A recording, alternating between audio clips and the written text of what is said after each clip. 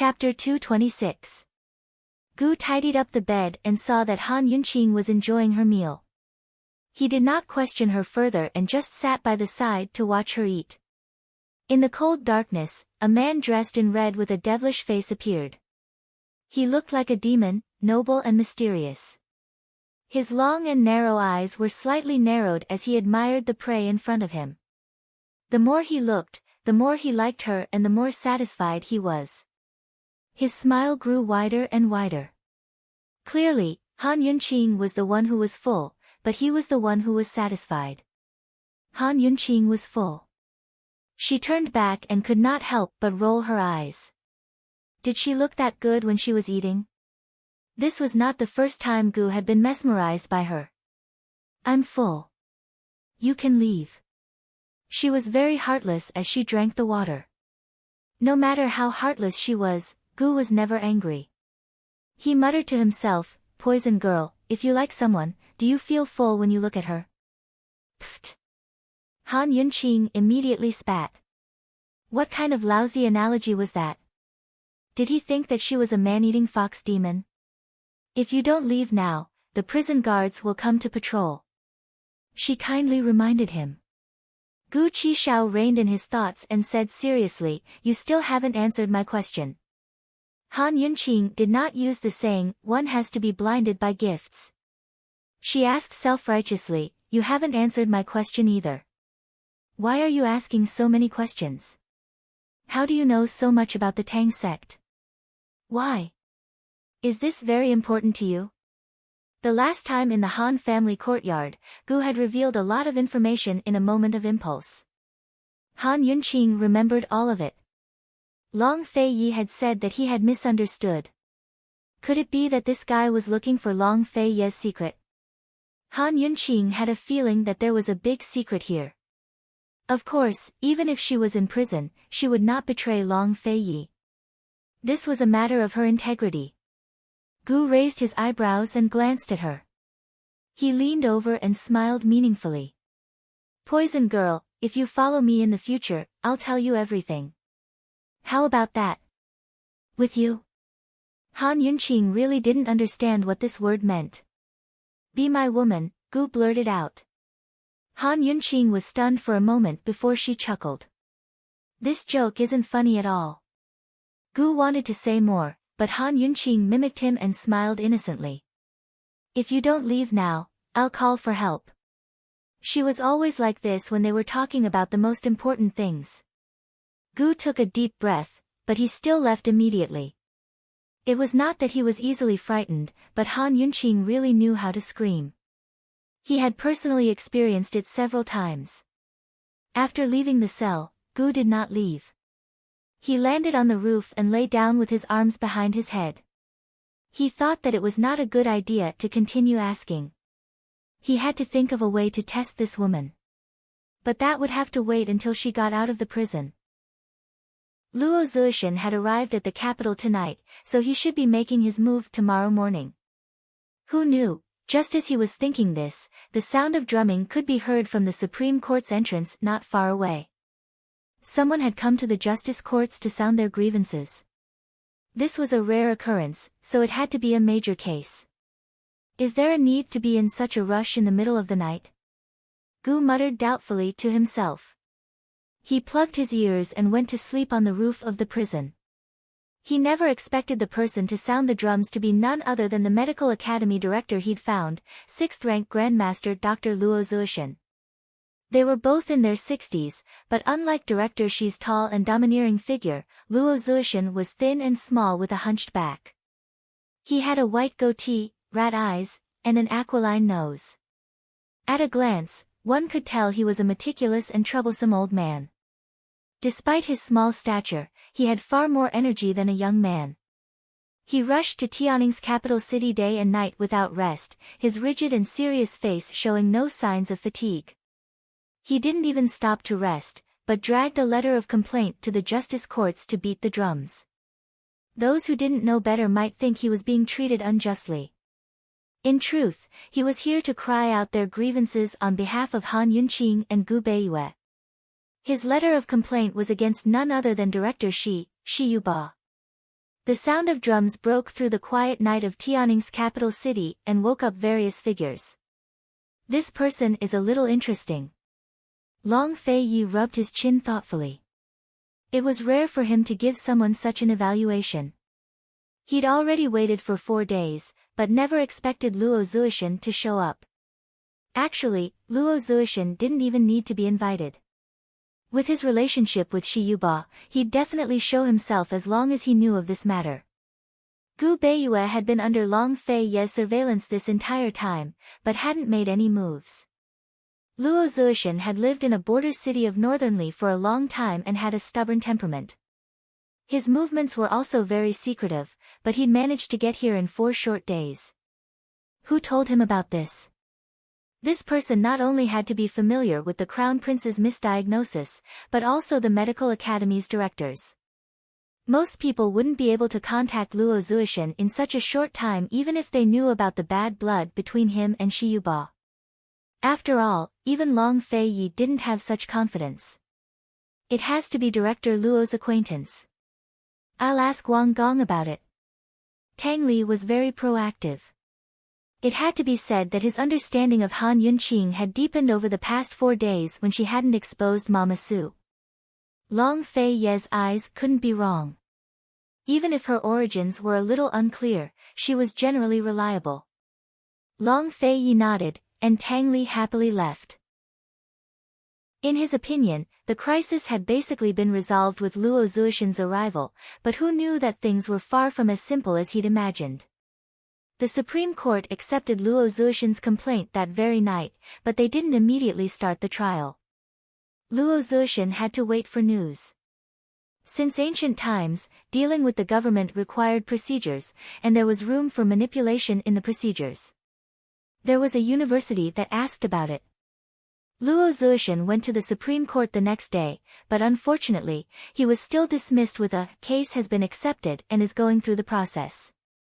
In the palace, Director Shi was seizing the time to treat the Crown Prince, Long Tianma. Although Director Shi had a card up his sleeve, if he could cure the Crown Prince and then face Luo Zuishan, it would save him a lot of trouble. He wasn't afraid of the Medical Academy's elders' investigation. On the contrary, he was afraid of Luo Zuishan. Luo Zuishan was the best at nitpicking and pestering. If there was even the slightest dispute over the details, there would be no possibility of the case ending. Thus, he had to wake up the Crown Prince before the trial began and destroy all evidence. Then there wouldn't even be an egg left, and Luo Zuishan wouldn't be able to nitpick. It's not easy to find Luo Zuishan, is it? Who has the skills? Emperor Tianhui was surprised as well. It had taken him a lot of effort to find Shi Yuba, but in just a few short days, someone had managed to find Luo Zuishan. At the very least, this person had some connections with the Medical Academy. Emperor Tianhui's first suspect was Long Fei, followed by the Han clan, who had connections with the Medical Academy and knew of the Crown Prince's misdiagnosis. Han Kongan used to be a director of the Medical Academy, so the Han clan naturally had connections to the Medical Academy. But Han Kongan had already been removed from the list, so the possibility wasn't high. As for Long Fei Yi, although he'd never heard of him having connections with the Medical Academy, Emperor Tianhui felt that he was the only one with such skills in the capital. This fellow had abandoned the rook to save the king. Could it be? On the 6th day, Emperor Tianhui came to his senses, but it was already too late. After Luo Zuishan was dismissed by a minor official from the justice courts a second time, his irritable temper flared up. He actually took out the command token from the Medical Academy and questioned Shi Yuba's diagnosis in the name of the Council of Elders. No matter whether the patient was the son of heaven or the Crown Prince, he demanded that Shi Yuba bring along the patient and all relevant information and personnel to the Medical Academy for a public consultation. Shi Yuba was so stunned by the news that it took him a while to recover. A command token from the Council of Elders?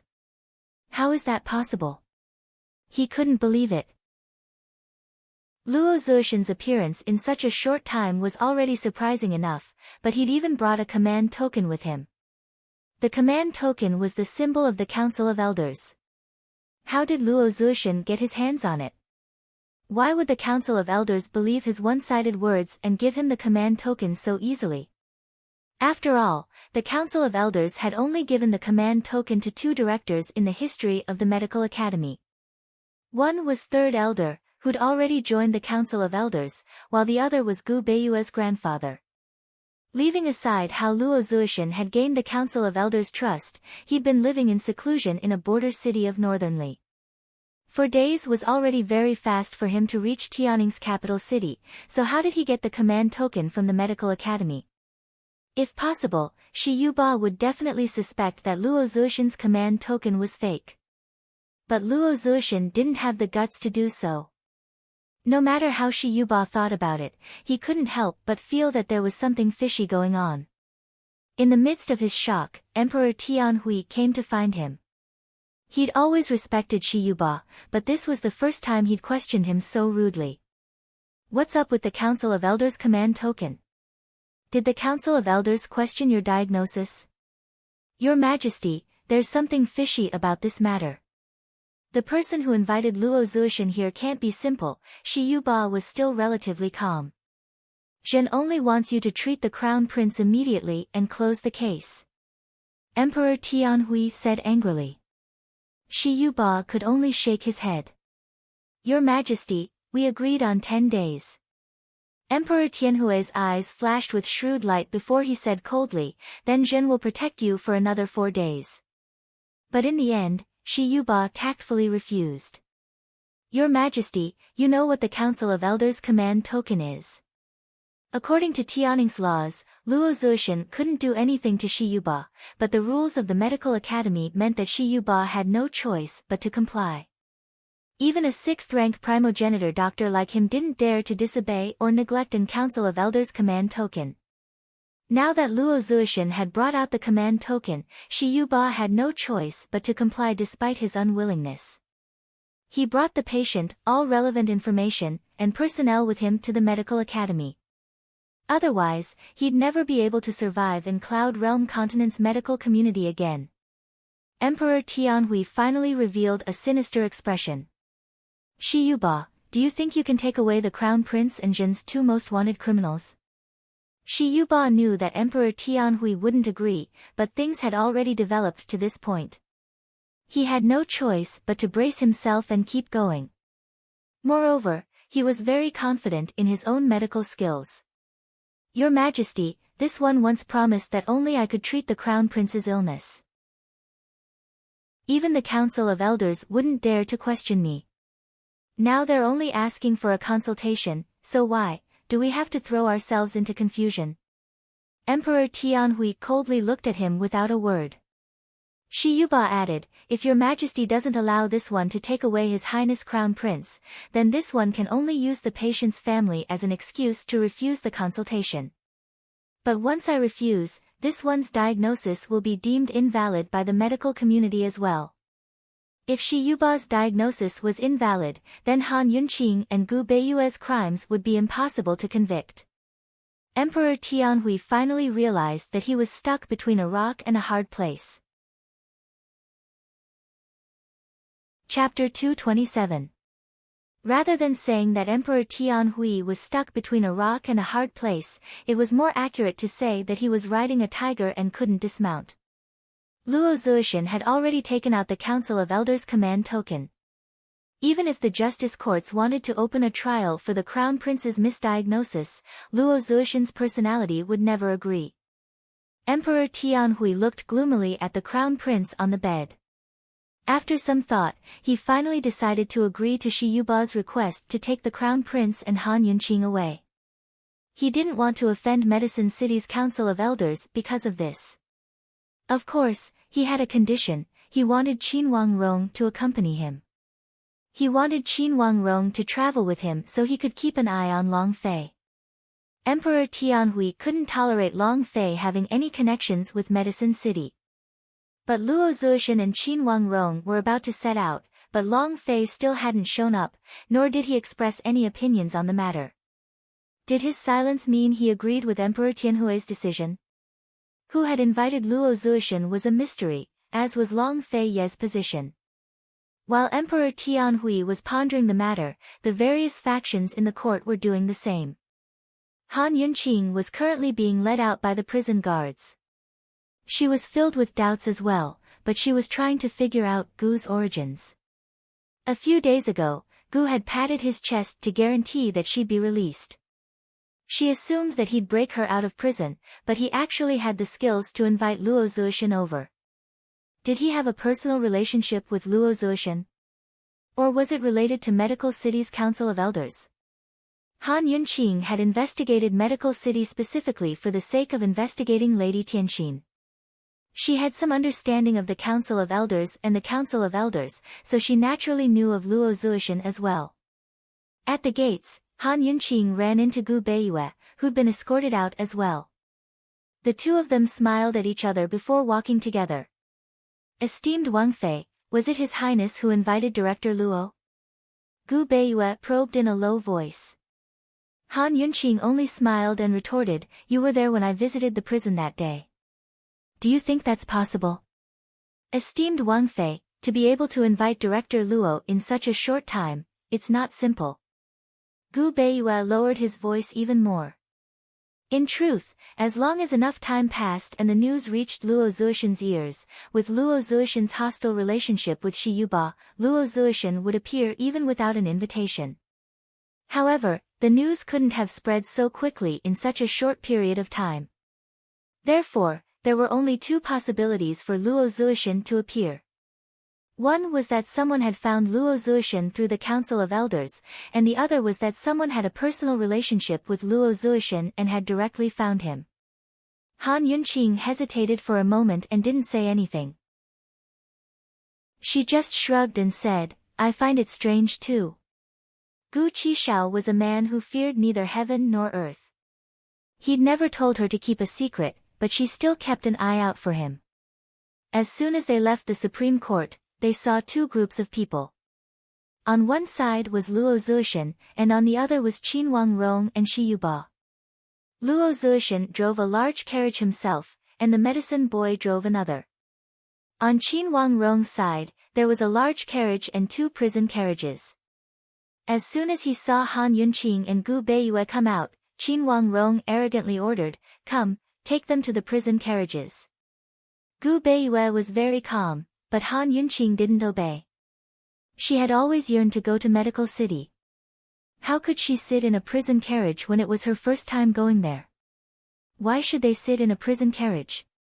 Whether they were guilty or not was still undetermined. Han Yunqing was about to speak when an arrogant voice suddenly sounded, "Wait." Following the voice, she saw that the one who spoke was Luo Zuoshan. His chin was raised high, and his goatee was sticking up as he spoke. He looked at everyone with disdain. He was so old, but he was even more arrogant than a young person. "Director Luo, is there anything else?" Qin Wangrong was still very polite. Unexpectedly, Luo Zuoshan didn't even give face to Qin Wangrong.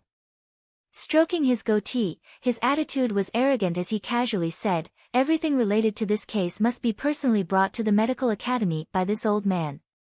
Crown Prince, Qin Wangfei, Imperial Physician Gu, before he could finish, Qin Wangrong couldn't take it anymore and said angrily, "That doesn't make sense." Leaving aside the Crown Prince, even Han Yunqing and Gu Beiyue need your lordship's personal escort. They're Tianning's prisoners. Although Emperor Tianhui didn't want to offend Medical City, Qin Wangrong couldn't tolerate a trifling director reaching for a yard after getting an inch.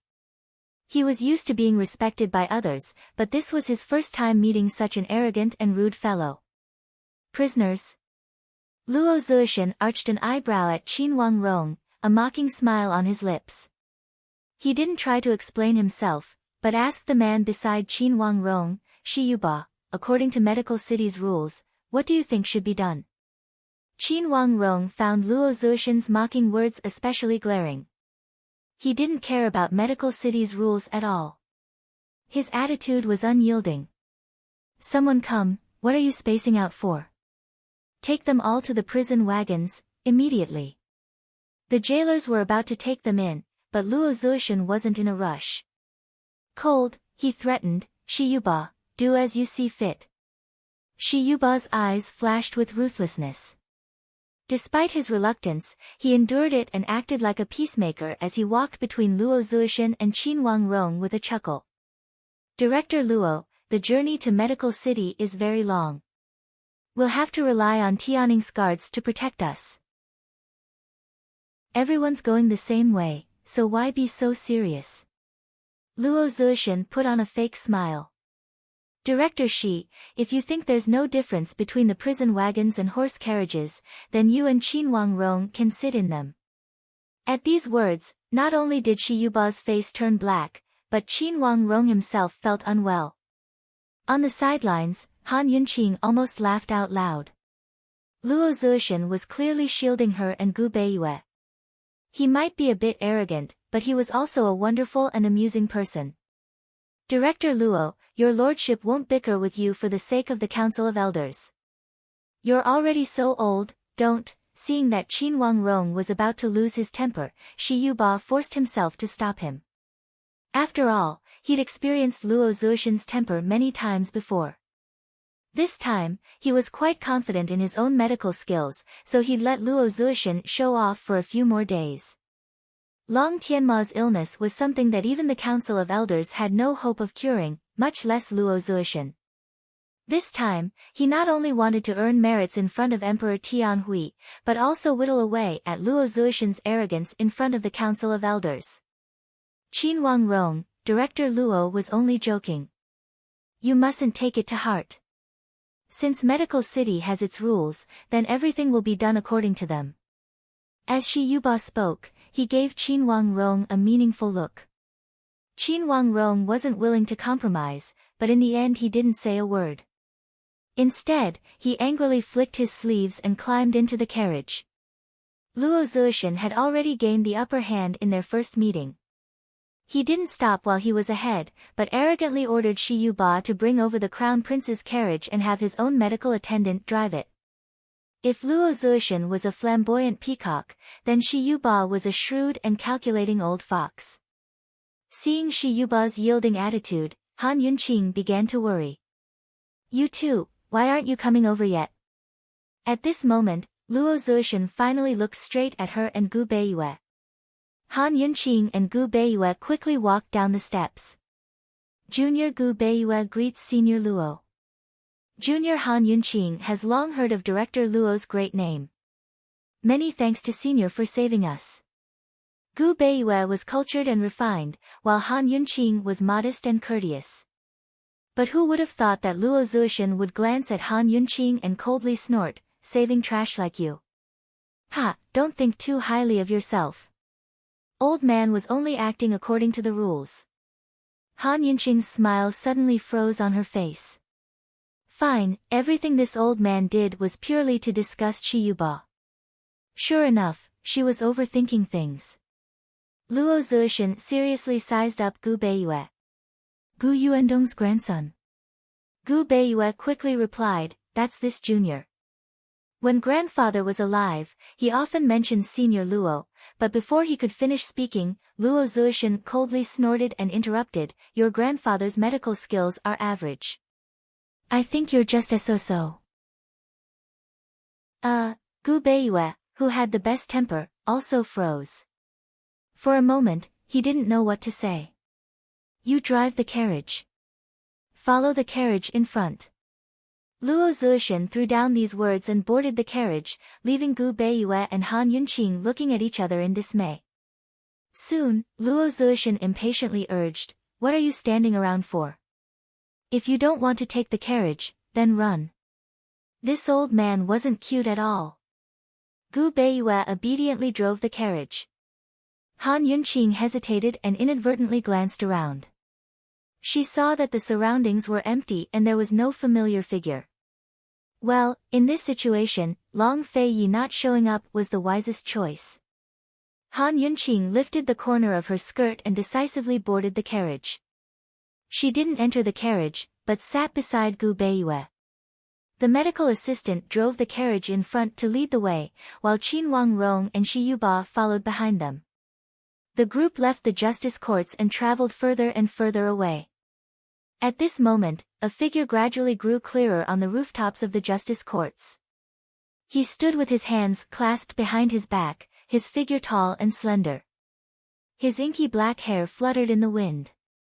He stood loftily in the shadows, his cold eyes glinting with a cold light. He was like a king looking down on the world. Soon enough, Chu Shifeng arrived and murmured, "Your Highness, Wang Gong's found out. It really is someone surnamed Gu, but it's Gu, not Gu Beiyue." Gu? Long Fei Yi was surprised. He always knew that Gu had significant origins, but never expected him to be involved with Medical City. Of Cloud Realm continent's 4 cities, Medical City, Medicine City, Carefree City, and the City of Daughters, Medical City was the most powerful and the most difficult to deal with. Leaving aside Emperor Tianhui, even Long Fei Yi didn't want to offend Medical City lightly. What was the relationship between Gu and Medical City?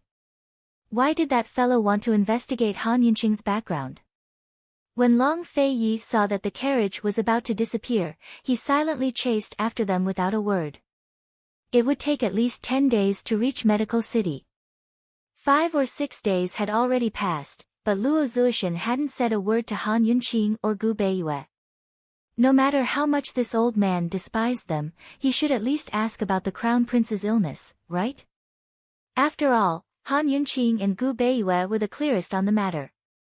That afternoon, Han Yunqing went to sit in the carriage of her own accord. She saw old man Luo sitting in the main seat with his arms crossed. Although his shrewd little eyes were closed, his expression was still stingy and unkind. This old man was so arrogant. Did he already have full confidence in dealing with Shi Yuba? Did he know that Long Tianma's previous illness was a fetus in the womb? Shi Yuba was so calm in the face of the Council of Elders consultation. This old man seemed to have a card up his sleeve. Han Yunqing didn't know whether to worry or set her mind at ease. She glanced at Luo Zuishan before probing, "Senior Luo." Chapter 228. Senior Luo. Han Yunqing was about to speak, but she retracted her words as soon as they left her mouth. She sighed softly and looked out the window. Things have already gotten to this point, she thought, asking this old man is pointless. If I want to know everything, I might as well ask Gu. Who knows if he'll come along? Luo Zuishan had been treating Han Yunqing like air, but when he saw her stop in the middle of her question, he couldn't help but give Han Yunqing a few more looks. He assumed that Han Yunqing would speak again, but she simply walked out of the room, leaving Luo Zuishan feeling a little disappointed. After some hesitation, he opened his mouth of his own accord and said in a low voice, "Lass, if you had something to say, you might as well have said it directly." Hearing this, both Han Yunqing and Gu Beiyue gave a start. Even the arrogant old man had times when he took the initiative.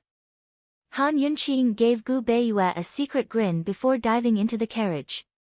She got straight to the point and said, "Regarding the Crown Prince's illness, this junior has a few things I don't understand and would like to ask senior for guidance."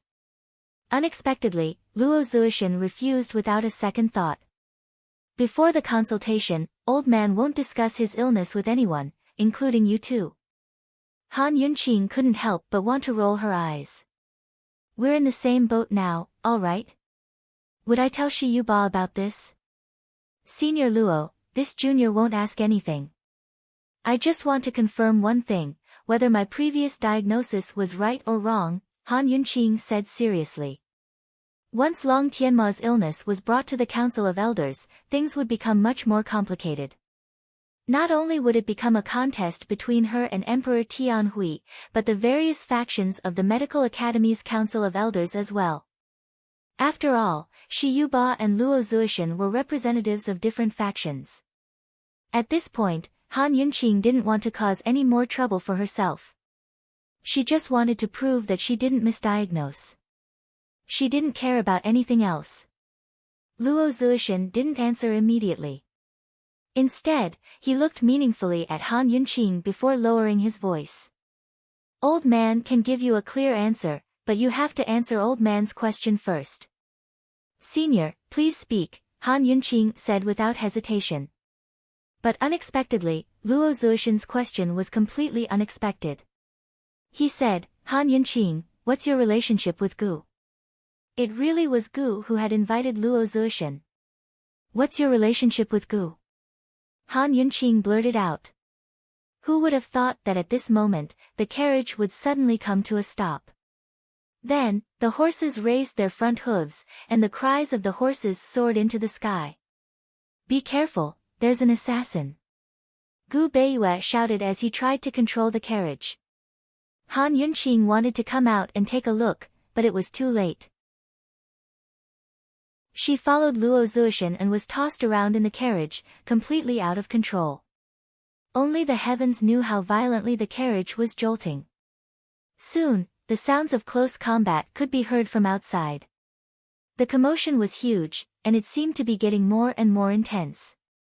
Qin Wangrong had brought many guards with him, so it was clear that there were also many assassins. Who were these assassins coming for? Almost everyone's first reaction was Han Yunqing. Who told her to be kidnapped so many times? Thus, most of the guards rushed towards her. But who would have thought that the assassins were actually coming for Crown Prince Long Tianma? In the chaos, the medicine boy was thrown off the carriage. Two black-clothed assassins flew up and actually drove the carriage away. At this moment, everyone finally understood. All guards, protect His Highness the Crown Prince. Qin Wangrong shouted as he raised his sword and pushed aside the guards by his side to be the first to rush over. Unfortunately, there were too many black-robed assassins. Qin Wangrong was outnumbered and held back by a few of them. All he could do was watch as Long Tianma's carriage drove further and further away. As soon as the carriage was far away, the black-robed assassins began to retreat. How could Qin Wangrong be willing to give up? He cut off the carriage's reins and urged his horse to give chase. Seeing this, none of the guards dared to delay and followed closely behind. Soon enough, the scene was empty except for Han Yunqing's group. Luo Zuoshan stroked his beard. Although he didn't say a word, his rapid movements betrayed his inner thoughts. It'd be best if Qin Wangrong could get the crown prince back. Otherwise, Emperor Tianhui had every reason to go to Medical City and demand the crown prince back. He was the one who'd started this, so he'd be in the most trouble then. Damn it, just where did these assassins come from? Why did they kidnap Tianning's crown prince? Qin Wangrong didn't return for a long time. Even Shi Yuba's patience ran out. Coldly, he looked at Han Yunqing and Gu Beiyue and said in a strange tone, "This, it's simply a conspiracy." Han Yunqing and Gu Beiyue would be the ones to benefit the most from Long Tianma's kidnapping and death. In other words, it was very possible that Han Yunqing and the rest had directed and acted out the kidnapping. Han Yunqing and Gu Beiyue naturally understood Shi Yuba's meaning, but they were too lazy to pay him any attention.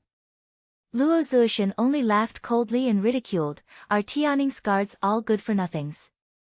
They can't even protect a single carriage." In other words, Shi Yuba was afraid of the Council of Elders consultation and losing.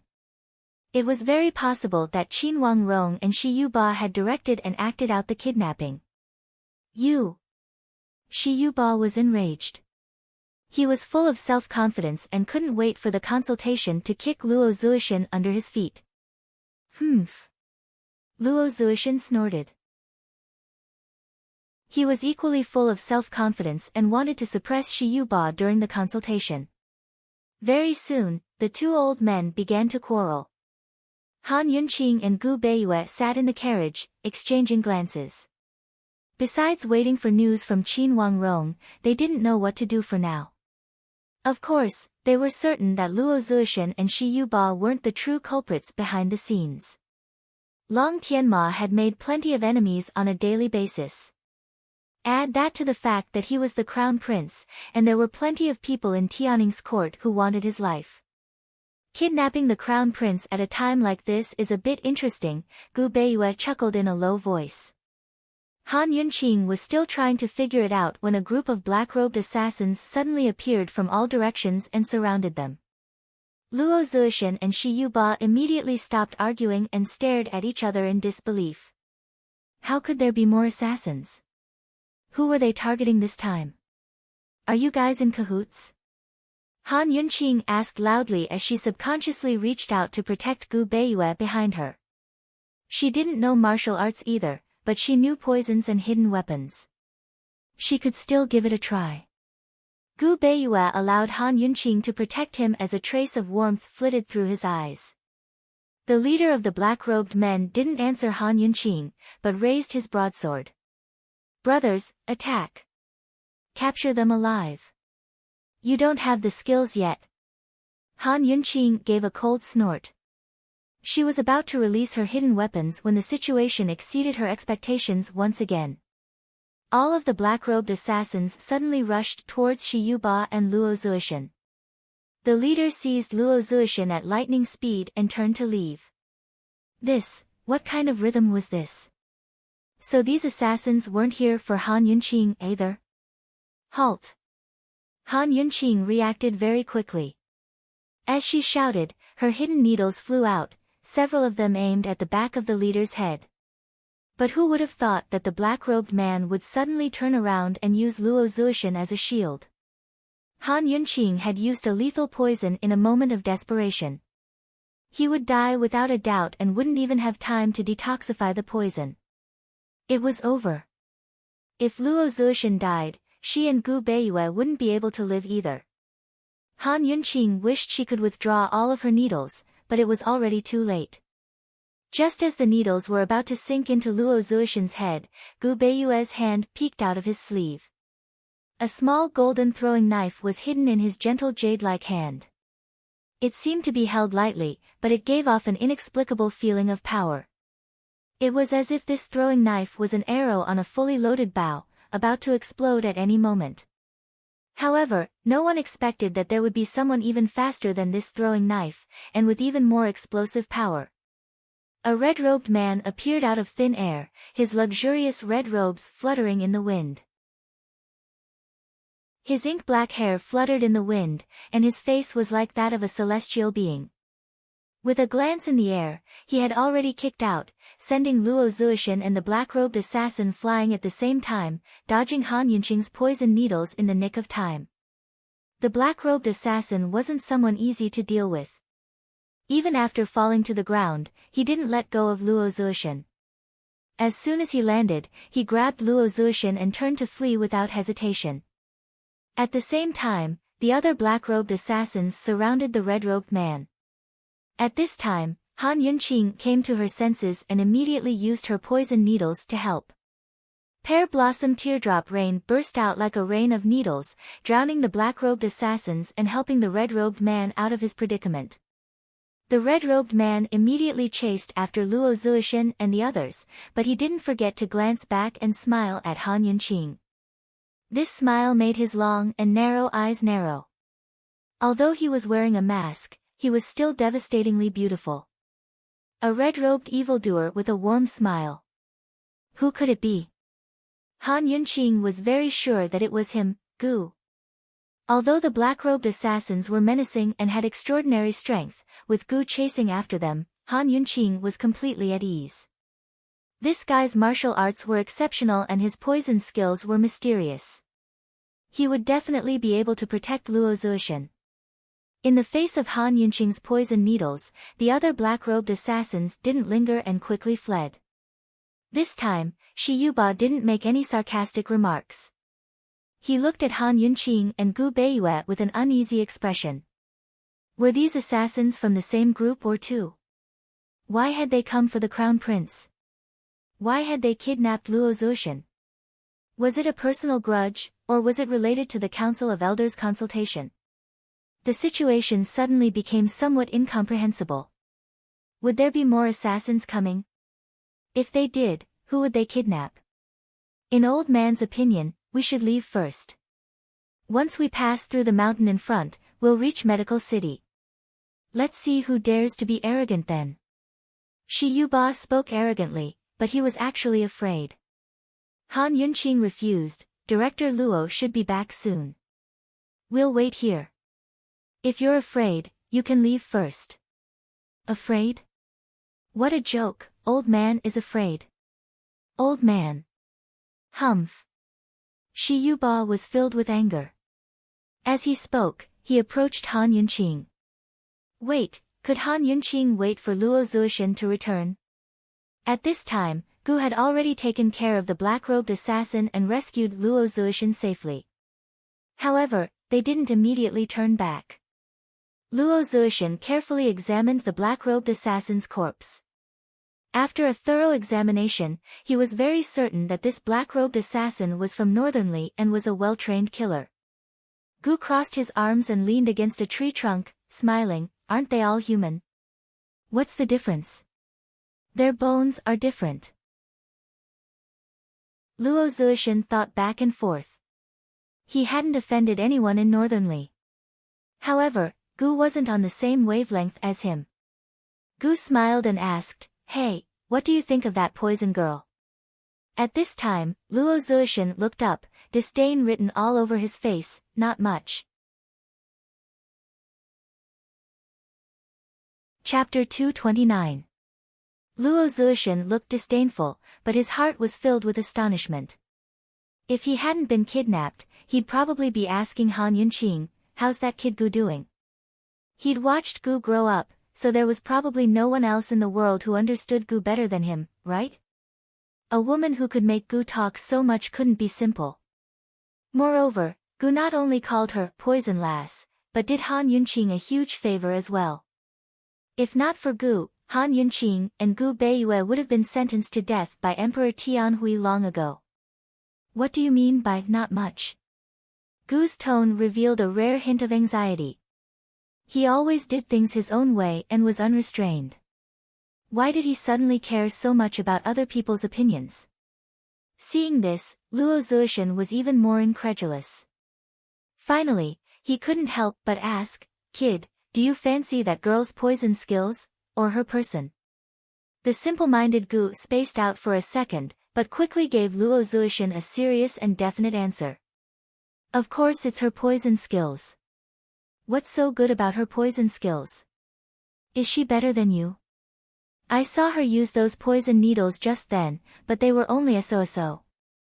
Luo Zuoshan was deliberately belittling him. Although he didn't understand assassination weapons, he could tell that the strength and speed of those needles were extraordinary. So. Actually, seriously speaking, they're not that great, Gu smiled. Of course Luo Zuoshan didn't believe him, but continued probing. Really? Gu finally caught on and rolled his eyes, his expression indifferent. It's up to you to believe it or not. If you don't, forget it. Humph. Luo Zuoshan grew angry. He narrowed his eyes and drew closer to Gu. Stinking brat, you used old man's position as director to apply for an elder's command decree from the Council of Elders for the sake of a mere poison-using girl. Do you think that's fun? What do you see in that girl? Han Yunqing and Gu Beiyue had only been locked up in the Supreme Court for 2 days before Luo Zuoshan, who was far away in Northernly, was able to rush over with the Elder's token. This speed was all thanks to Gu's help. Luo Zuoshan was truly enraged. Not only had Gu told him about Shi Yuba's misdiagnosis, but he had also used his position as a director as a wager to apply for an elder's order to the Council of Elders for a consultation. No, to be more precise, Gu had acted first and reported later. He had first used Luo Zuoshan's title as a director as a wager to apply for a consultation elder decree from the Council of Elders. Only then did he inform Luo Zuoshan of Shi Yuba's misdiagnosis. As such, Luo Zuoshan had no choice but to make an appearance. After all, if Luo Zuoshan couldn't prove that Shi Yuba's diagnosis was wrong, then his position as director would be stripped. In reality, Luo Zuoshan still hadn't figured out what was going on with Long Tianma's big belly. The reason he was so confident that he could defeat Shi Yuba at the Council of Elders was because Gu had promised to tell him the secret of Long Tianma's big belly as soon as they arrived at Medical City. Although Luo Zuishan believed that Gu was reliable in this kind of major matter, if Gu didn't have other motives and really was tormenting him like this for the sake of a girl, Luo Zuishan would still feel very sad. I took a fancy to her poison skills. Gu still gave the same answer. Luo Zuishan didn't say anything, but his gaze suddenly became sharp, as if it could penetrate everything. He stared at Gu, clearly still not believing him. Helpless, the more he stared, the more brilliant Gu's smile became. He, I also took a fancy to her in passing. Picking out the person he liked, how could this kind of thing be done conveniently? As he spoke, he lazily straightened his body from the tree trunk and walked back the way he came.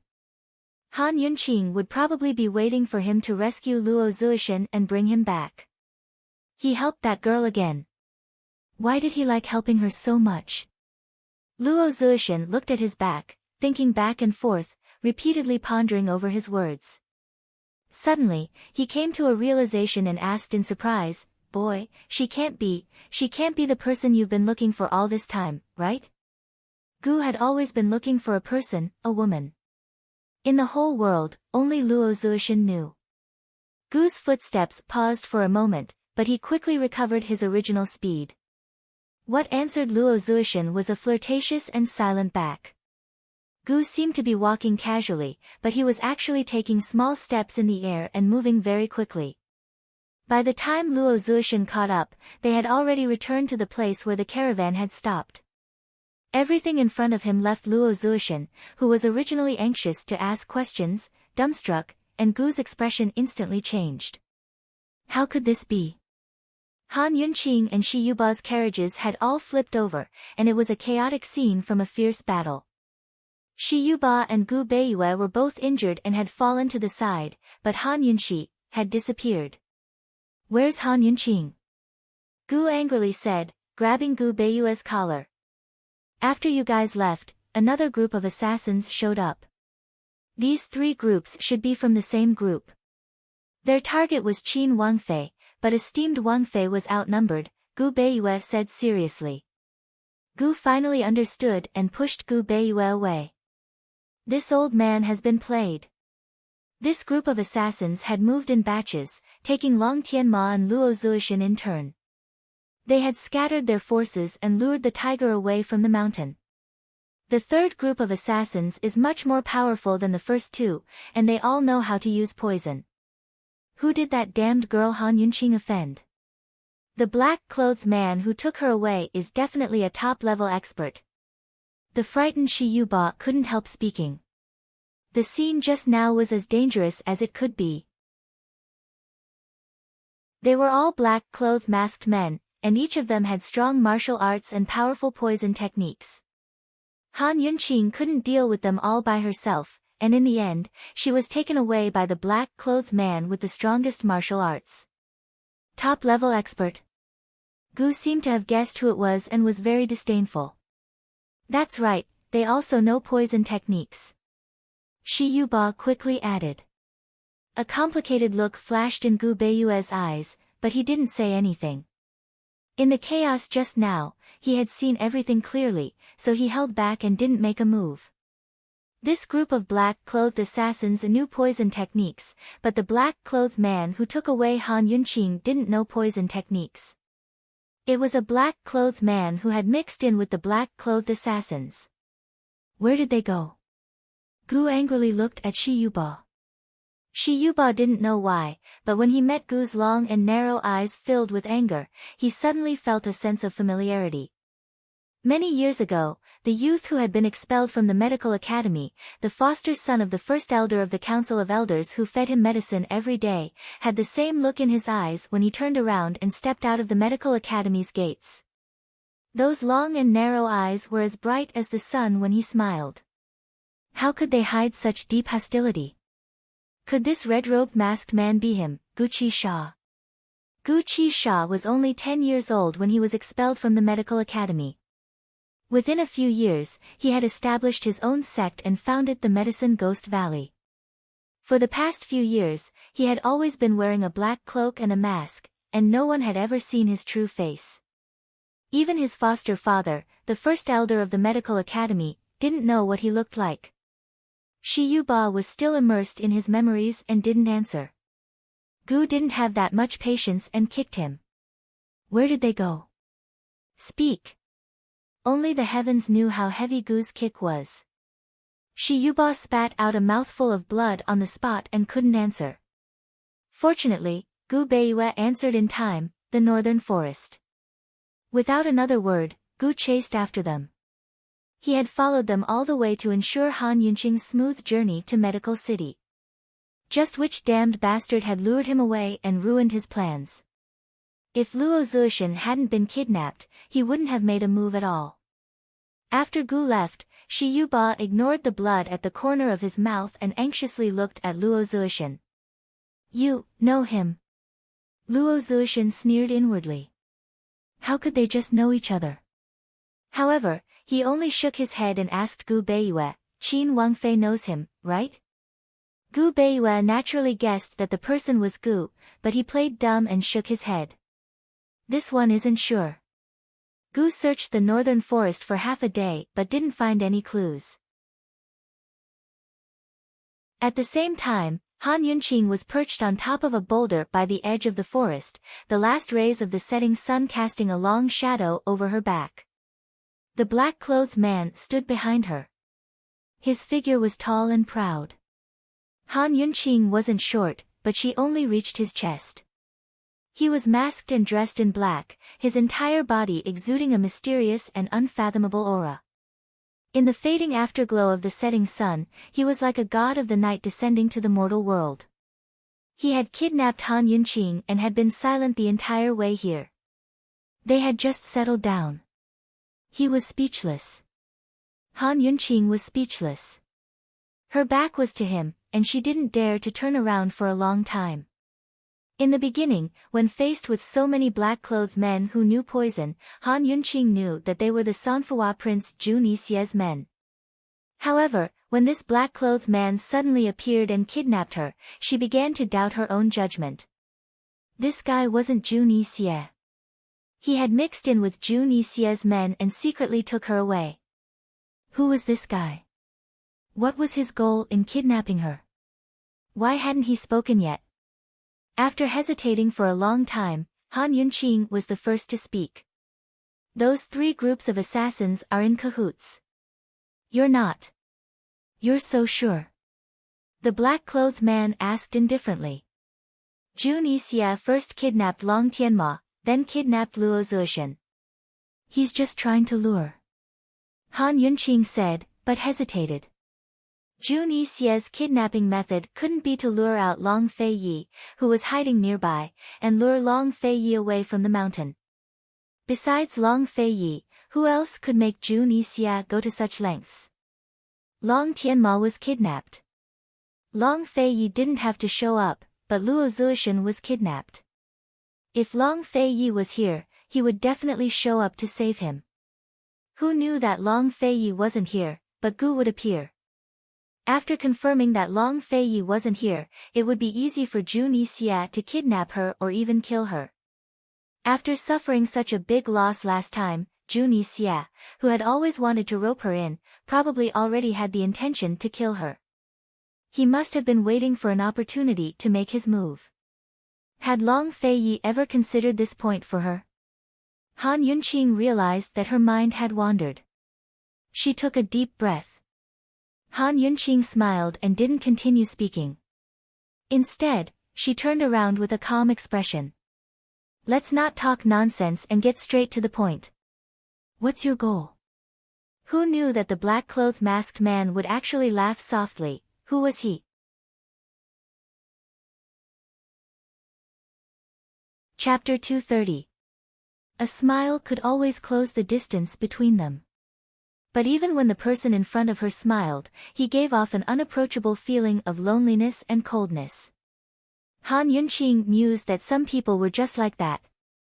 They were born cold and arrogant, forming a world of their own that made them unapproachable. Even if you were standing right in front of them, you'd still feel like they were far away on the horizon.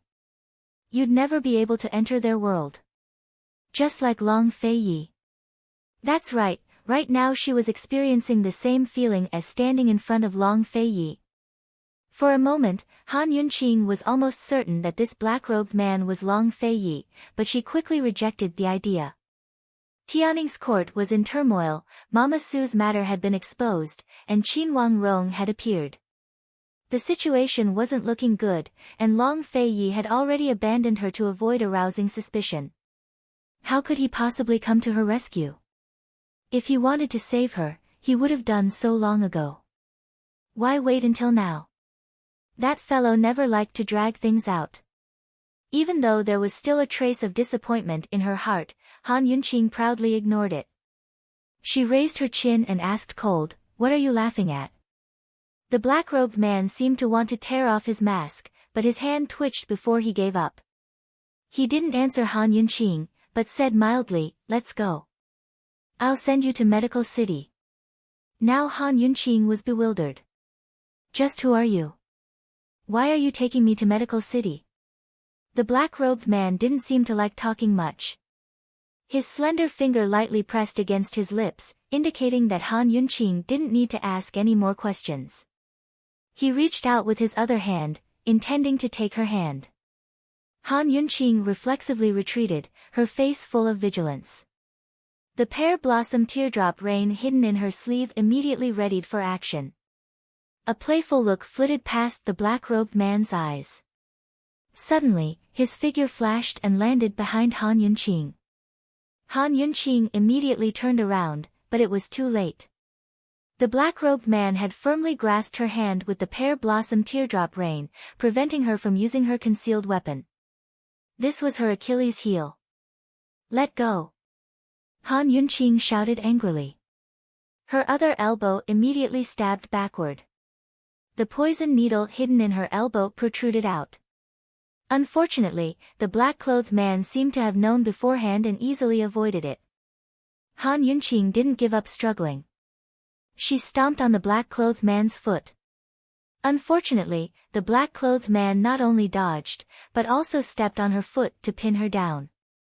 She had so many poisonous needles hidden on her body, she didn't believe that she couldn't stab this guy with one. She kicked again with her other leg and struck with her other hand. She turned her head and spat out several needles. Even when she tilted her head, poisonous needles could fly out of her neck. She was really going all out. But soon, it was proven that Han Yunqing had underestimated the other party. She had used almost all her skills, but the man behind her had always grabbed her wrist with one hand and dealt with her with the other with ease. He was not injured at all. In the end, Han Yunqing, who had always been calm, almost broke down. She shouted angrily, "Bastard, let go of me. Who are you? Will you get pregnant if you speak?" However, the black-clothed man didn't make a sound. If this guy hadn't just spoken, she would have thought that he was a mute. How could he be so patient? How could he let her struggle and question him so many times without making a sound? In the end, it was the angry Han Yunqing who calmed down. She sighed deeply, turned her back to him, and didn't say anything.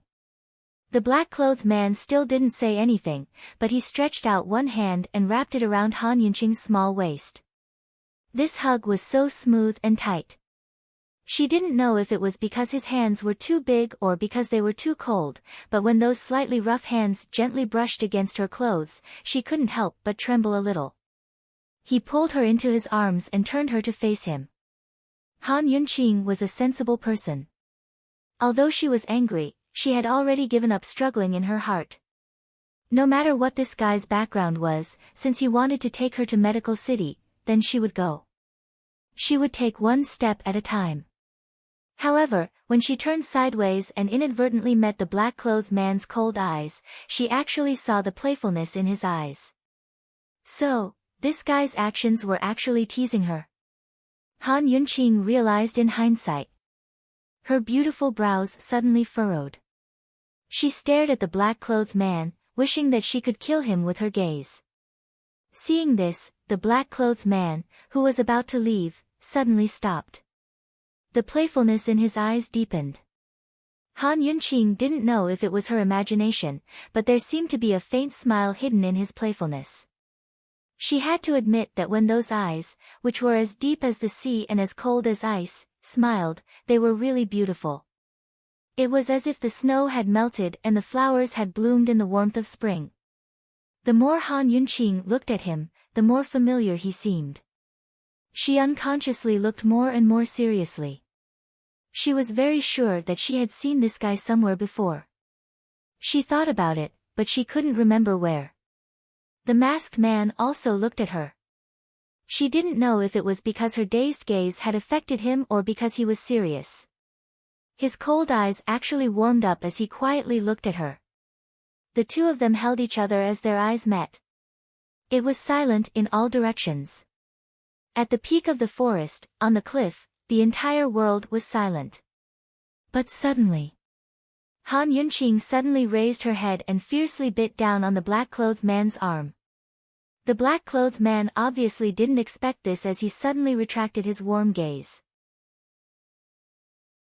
Not to mention his eyes, even his entire face became abnormally cold. Han Yunqing bit down on his arm tightly and didn't let go. Fresh blood flowed out, but the man only stared at her and didn't push her away. He didn't even make a sound.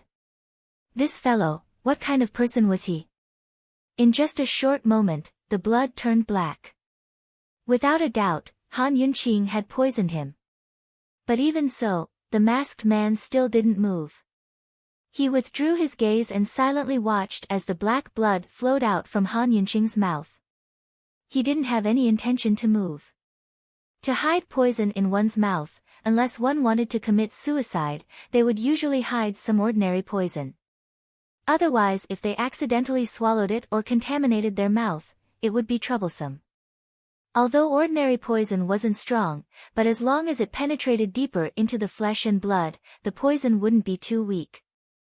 Hence Han Yunqing bit down with all her might, hoping that the poison would penetrate deeper and deeper. This masked man was an expert, so if the poison didn't penetrate deeper, Han Yunqing wouldn't be at ease. Hence, she tried her best to use up all the poison in her mouth before the masked man pushed her away. But who knew that as time slowly trickled by, the masked man still didn't move. Finally, Han Yunqing had used up all the poison in her mouth, but the black-clothed man still didn't move. Could it be that the poison had turned him into a retard? There wasn't any poison in this world which could poison a retard. What was going on? She had obviously succeeded in her plot, but such a silent reaction made the back of Han Yunqing's head feel a chill and she felt extremely uneasy. She hesitated for a moment and carefully released her mouth. She raised her head and saw the masked man staring at her without moving. That gaze seemed to be deep in thought. This fellow, didn't it hurt? Could it be that the pain had turned him into a retard? If it was in the past, Han Yunqing would have suavely pushed the masked man away and at the same time stomped on him before escaping. But this time, she didn't dare to move. Instead, she carefully said, "I can give you the antidote, as long as you let me go." Finally, the masked man spoke. His voice was as cold as ice. "Han Yunqing, you could have killed me earlier. This isn't the first time. For over 20 years, no one had been able to get so close to him, not to mention injure or kill him. But this woman had done it more than once. Earlier, his life had once again fallen into her hands. He didn't like this feeling, but he had unknowingly fallen into her hands several times. To him who had been cautious at every step since he was young and had set up defenses everywhere, this was undoubtedly handing his life over to her. He was sure that this woman was trustworthy, but was she that trustworthy? The masked man's words confused Han Yunqing. She was about to break free when a white figure suddenly flipped over from afar. The person who came was none other than the fake banished immortal, Tang Li. When Han Yunqing saw Tang Li, she was shocked and immediately blurted out, "Save me." When Tang Li saw the masked man carrying Han Yunqing and the wound on his arm, he was also shocked and blurted out, "Long Fei Yi, you've been bitten." "Long Fei Yi? Long Fei Yi. It's him." Han Yunqing was so shocked that her face turned pale. She widened her eyes and stared at Long Fei Ye's masked face in disbelief. At the same time, Long Fei Ye finally retracted his thoughtful gaze and gently pushed Han Yunqing away. Thus, Han Yunqing, who was in a state of extreme shock, fell to the ground with a bang. Long Fei Ye, Han Yunqing couldn't regain her senses. She didn't expect that he would come to save her. She also didn't expect that after saving her, he would still have the leisure to tease her. Was this her dream or Long Fei Ye's dream? Han Yunqing was in a daze. What are you guys doing? Tang Li, who was still in shock, finally spoke. Han Yunqing was speechless. Long Fei Yi ignored her and turned around. He took off his mask and lowered his head to suck out the poisoned blood from his arm. Han Yunqing, you bit him and even poisoned him? You actually. Tang Li didn't know what to say. He really wanted to praise Han Yunqing. In this world, only this woman could torment Long Fei Yi like this. Han Yunqing didn't know that Tang Li was amazed in his heart. She only thought that he was angry. Well, Long Fei Yi came to save her. It was indeed wrong of her to bite Lu Dongbin like a dog, but who told Long Fei Yi to stay silent and not reveal his identity? If she didn't bite him, did he plan to take her to Medical City without saying anything? Did he plan to never reveal his identity? Han Yunqing found that she couldn't see through this guy more and more. Feeling wronged in her heart, Han Yunqing was too lazy to explain. She hurriedly walked to Long Fei Yi and said, "Sit down. I'll use acupuncture to detoxify you. There's too much poison. I can't suck it all out." Long Fei Yi didn't say anything, but when faced with Han Yunqing's direct gaze, his eyes were somewhat evasive. He sat down obediently. At this time, Han Yunqing tactfully didn't ask or say anything. She silently used acupuncture to detoxify him. However, the damn Tang Li didn't know how to save trouble. He watched from the side and couldn't help but ask, "Long Fei Yi, you just took off your mask. Were you playing with her? Playing with a woman? How could Long Fei Yi do such a thing?"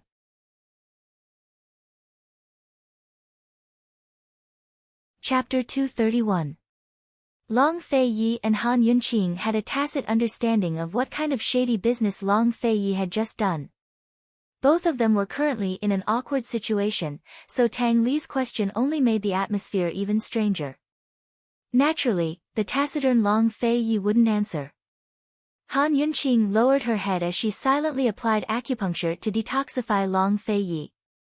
Her face was expressionless as she pretended not to hear anything. Tang Li rubbed his chin as he gave the two of them a suspicious look. He seemed to have noticed something amiss and snickered silently to himself. Tang Li had shut his mouth, but his words had already set off perilous waves that couldn't be quelled. She didn't know what Long Fei Ye's current state of mind was, but Han Yunqing's heart had long been turned upside down and thrown into disarray. Why was he playing with her? Did he have nothing better to do? Was he bored? Or was he in a good mood today? But even if he was bored or in a good mood, he still wouldn't do something like this. In Han Yunqing's impression, as well as everyone else's, Tianning's Duke of Qin was nothing but cold and indifferent. Forget joking around, he didn't even know how to smile. Or perhaps, this was another side of Long Fei Yi that few people knew about. She just didn't know about it all this time. In any case, Han Yunqing couldn't find a reason. She quietly mulled things over in her mind until her thoughts wandered as she applied the needles. Abruptly, Long Fei's arm shuddered before he spat out a mouthful of fresh blood. Ah! It wasn't Long Fei Yi who cried out, but Han Yunqing's. She'd pricked the wrong acupuncture point. "I'm sorry, I know it hurts a lot." With the wrong acupuncture point, the pain of the needle was comparable to a knife stabbing into one's heart. It was unbearable. As a doctor, Han Yunqing knew this best. "I didn't do it on purpose. I know it hurts a lot, but it'll be better soon. Bear with it." She'd always been confident in detoxifying poisons, but this was probably the most flustered she'd ever been in her 2 lifetimes. He didn't seem like a doctor at all. She braced herself and looked over. Long Fei happened to be looking over as well. He didn't cry out in pain, nor did he blame her. He just gave her a cold look before turning his head away. From the side, she could see that he was frowning. The curve of his face was so handsome that it angered both men and gods. One could only imagine how painful it was for him to frown. Han Yunqing really felt guilty. Facing his indifference, she didn't know what to say. She could only silently continue the acupuncture. However, after a while, she was distracted again. Should he question him? Long Fei, is it fun to play with me like this? Long Fei, you deserve to be bitten. Long Fei, you're already an adult. Aren't you bored? Long Fei, you have to apologize. Otherwise, I won't detoxify you. All kinds of self-righteous questions kept echoing in her mind. If it was any other time, even if she was facing him, she would still dare to question him. However, it was so awkward this time. When she thought of how Long Fei had flirted with her just now, she didn't dare to ask. She even didn't dare to look him in the eye. Han Yunqing was so confused. In this confusion, Han Yunqing made a mistake again. She pricked the wrong acupoint again. This time, blood didn't spurt out. Instead, all the black blood stopped flowing. Han Yunqing actually didn't realize it until Tang Li reminded her. Has the poisoned blood been expelled so quickly? Ah. Han Yunqing looked up. Without waiting for Tang Li to answer, she immediately looked down at Long Fei's wound. Only then did she realize that she was ridiculously wrong. Damn it. She despised herself in her heart but didn't dare to talk nonsense. She buried her head and hurriedly changed the needles. Long Fei didn't move, but his cold and handsome face was much paler. After a while, Han Yunqing finally managed to expel all the poison from Long Fei's arm. She applied medicine and carefully bandaged the wound. Tang Li came over at this time.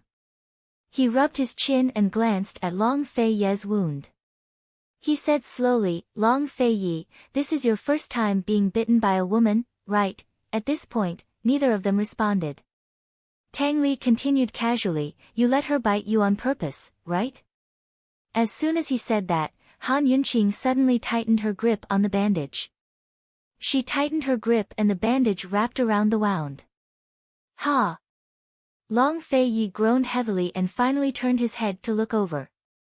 However, he seemed to want to act as if nothing had happened and directly avoided Han Yunqing.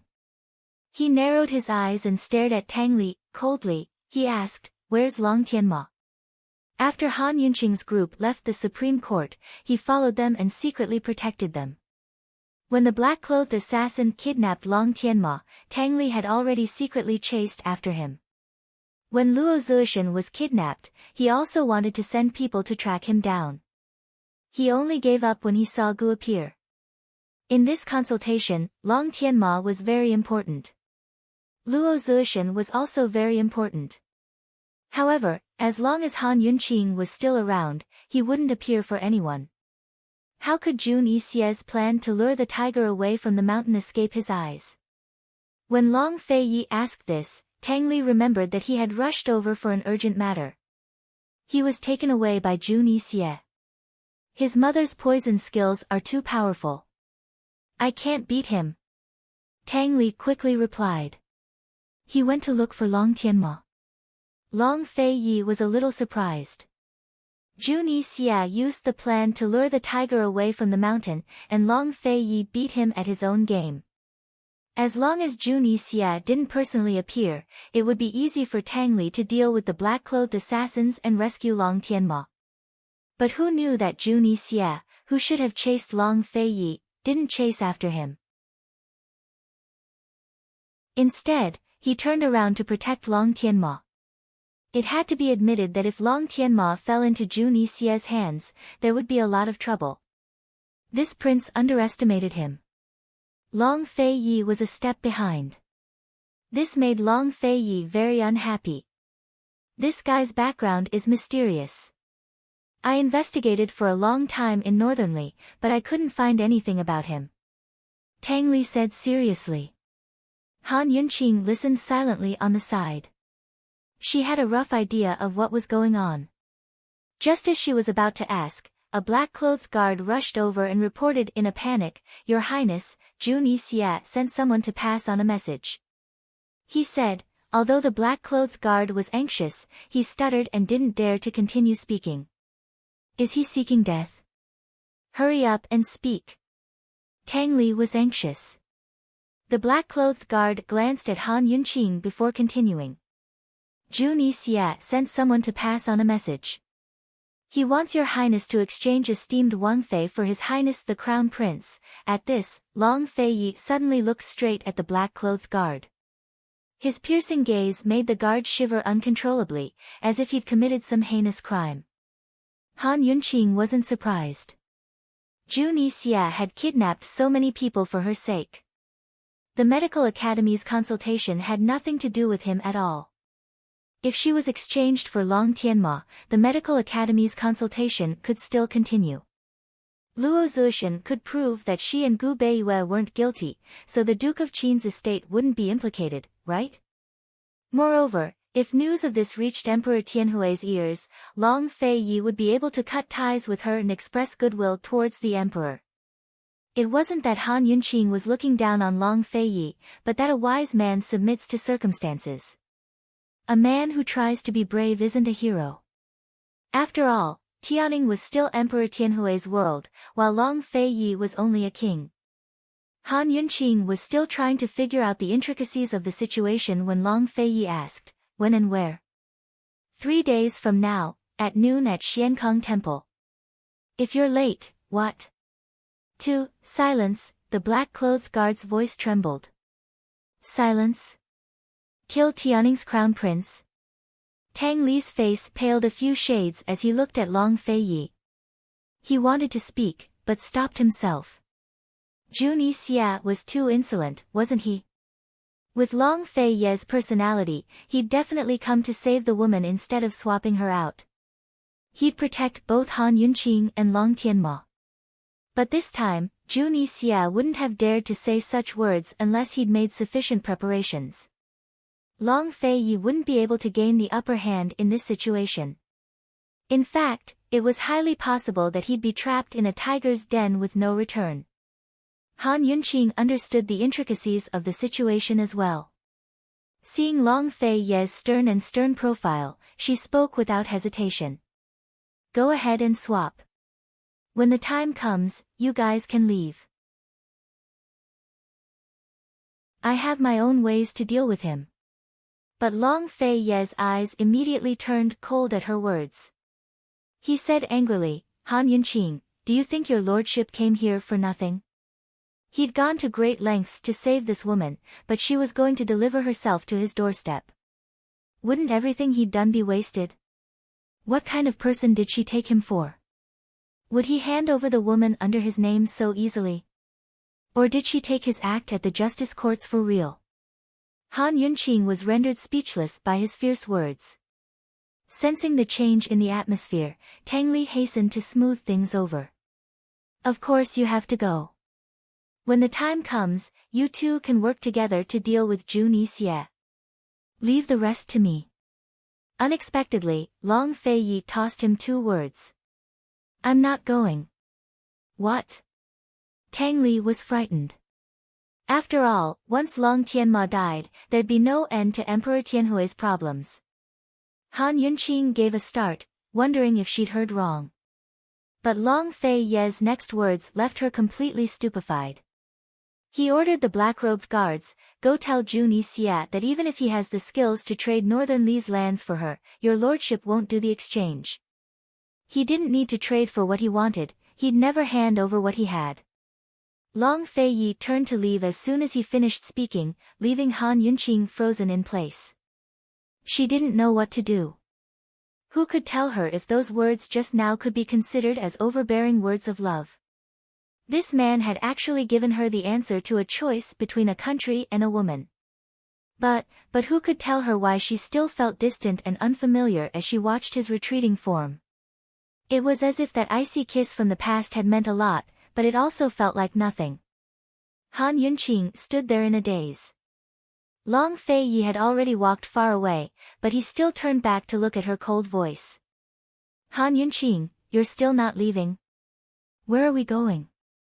Han Yunqing asked without a second thought. I told you just then. Why aren't you leaving?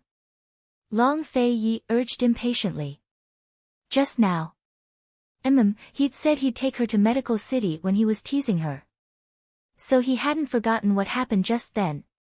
Han Yunqing was still a little confused, but she couldn't help but smile. There was no need to ask about what happened in the justice courts.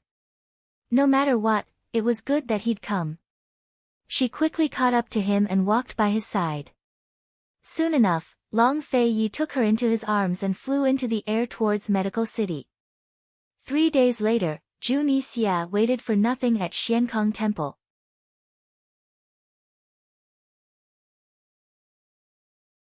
Chapter 232.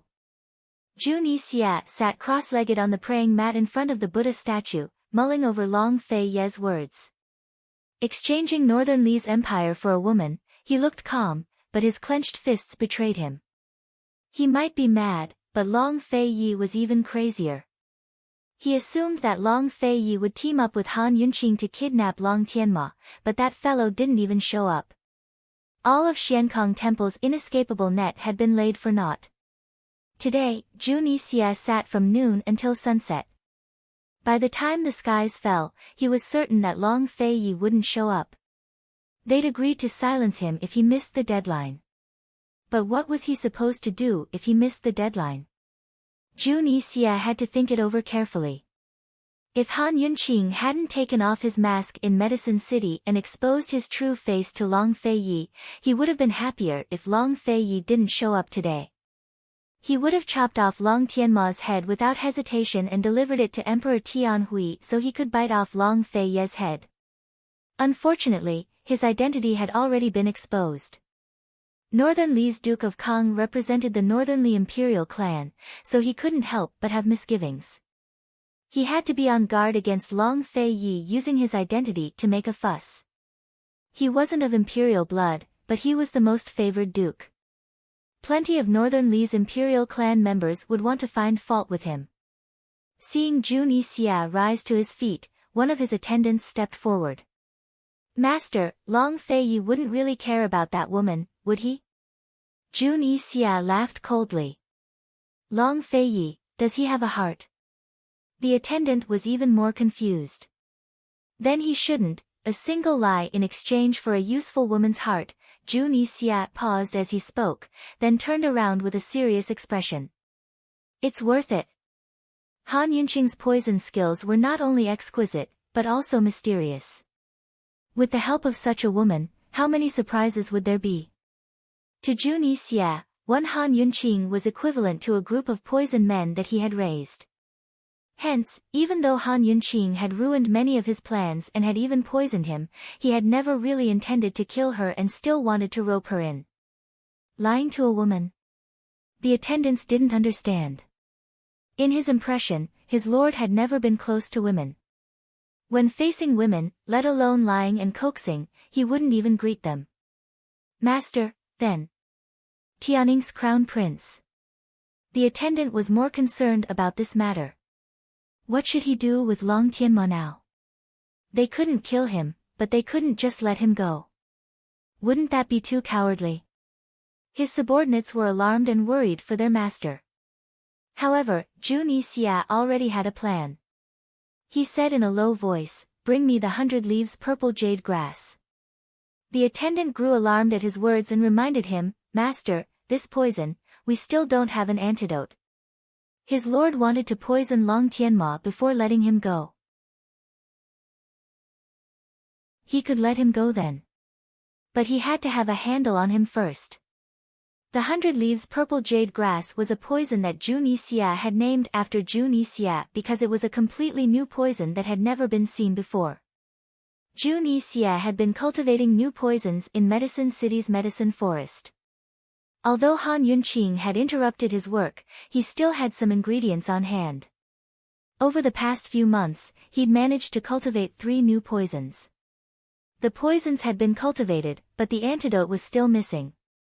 In other words, there was no cure for these 3 poisons. The 100 Leaves Purple Jade Grass's poison wasn't fatal, but it was extremely torturous. It made one's bones ache all over and made them immobile. It's precisely because we don't have an antidote that there's no chance of failure. Jun Yixia laughed coldly as he walked towards the rear courtyard of the monastery. This time, he'd like to see if Han Yunqing had the skills to deal with the 100 Leaves Purple Jade Grass. He wanted to make it impossible for Han Yunqing to survive in Tianning and force Long Fei Yi to give up on Han Yunqing. In the rear courtyard, Long Tianma was still lying in his carriage, completely unconscious and powerless. His body was covered in thick bedding, so anyone who didn't know better would think he was a normal person sleeping peacefully. Jun Yixia boarded the carriage and only glanced at Long Tianma's face before looking away. Forget about the Tianning Crown Prince, he didn't even care about the Tianning Emperor. In all of Tianning, only Long Fei Yi could be considered a hindrance to him. He sat silently on one side until an attendant delivered the 100 Leaves Purple Jade Grass. Then he personally lifted Long Tianma's ink-black bedding and revealed Long Tianma's protruding belly. What's going on? Jun Yixia revealed a rare expression of shock, while the surrounding attendants were caught off guard as well, their faces filled with surprise. A grown man actually had a big belly? Before Jun Yixia could move, the attendants who'd recovered their wits rushed forward to take off Long Tianma's robes. Once they did, the truth was revealed. It really was a big belly, as if he was pregnant. Master, how is this possible? The attendants were stunned. Everyone knew that Tianning's crown prince had been ill for a long time. As for what illness he was suffering from, there were all sorts of different theories. No one knew the truth. This time, Luo Zuishan had beaten the drums in the justice courts to lodge a complaint, so everyone knew about it. Unfortunately, they still didn't publicize the crown prince's relapse. Jun Yixia only knew about the medical academy's consultation, but he didn't know about Long Tianma's illness. He didn't care either. Ascites? This was Jun Yixia's first reaction. Medicine and poisons were one family, and he was an expert in poisons. Naturally, he knew quite a bit about medicine as well. But when Jun Yixia examined him carefully, his expression changed. His cold eyes were filled with complicated emotions. Seeing this, the attendants didn't dare to ask any questions, but Jun Yixia continued to mutter to himself, "It's not ascites," but Jun Yixia didn't finish his sentence, as if he wasn't certain. He carefully examined him again, but this time his brows furrowed even more. He was absolutely certain that this wasn't ascites, but goo. Long Tianma wasn't suffering from any illness, nor was he suffering from a relapse. Someone had used goo on him. Goo was one of the most terrifying poisons in the world. Goo was a poison technique created by the poison sect of the Medical Academy. After the Medical Academy's poison sect was banned, goo had disappeared from Cloud Realm continent for many years. Leaving aside goo, very few people even knew about the poison sect's existence in the Medical Academy. There were 3 types of goo: high, medium, and low. Grass as goo, insects as goo, and humans as goo. Using humans as goo was Jun Yixia's ultimate goal in raising poison humans and poison corpses, human goo. Jun Yixia understood goo. Shi Yuba knows goo arts. Luo Zuishan knows them too. He was puzzled. Long Tianma's illness had been caused by Emperor Tianhui using Shi Yuba to frame Han Yunqing, so Shi Yuba was the only one who'd used the goo. Meanwhile, Luo Zuishan had requested a decree from the Council of Elders to overturn Shi Yuba's diagnosis and request a consultation. It looked like Luo Zuishan knew that Long Tianma had been afflicted with goo as well. With the qualifications of the 2 directors, it wasn't impossible for them to secretly learn some goo arts. But Jun Yixia couldn't figure out why Luo Zuishan dared to request a public consultation if it was Gu.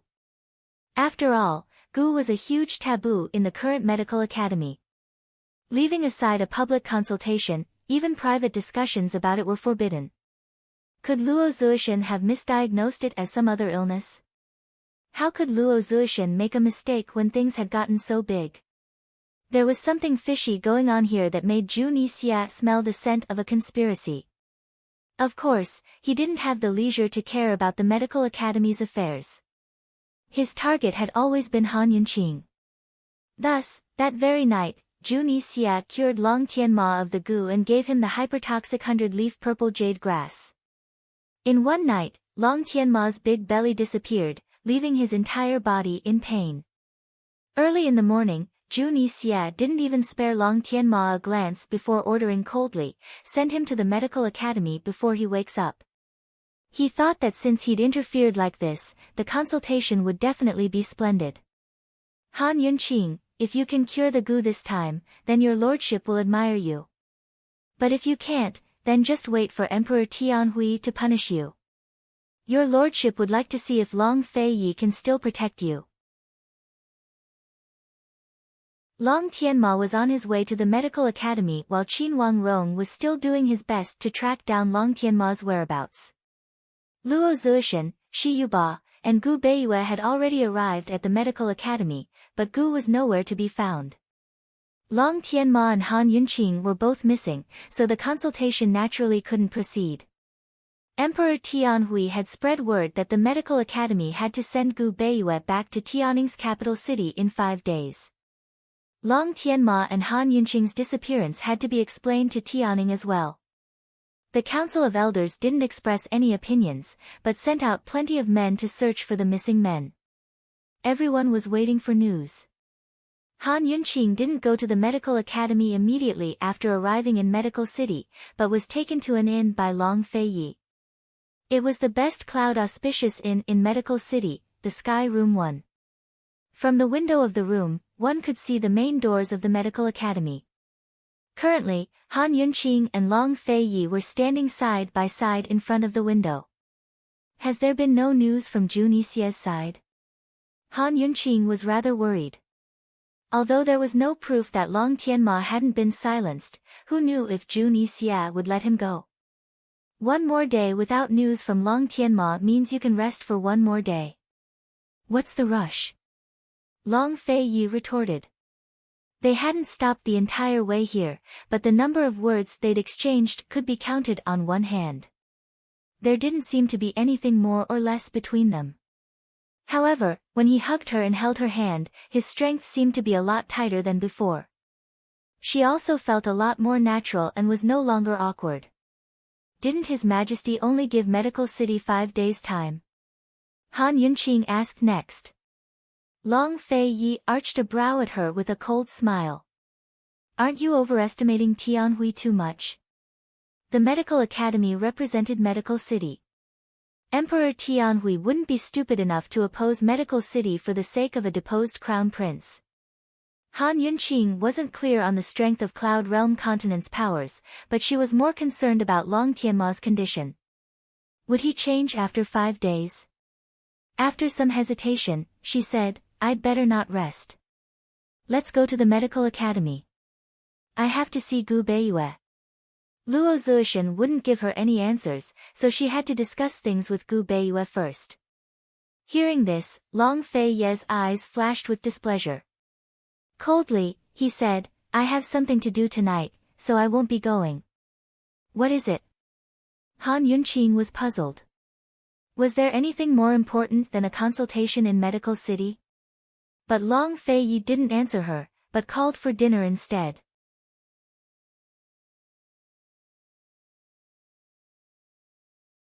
Chapter 233.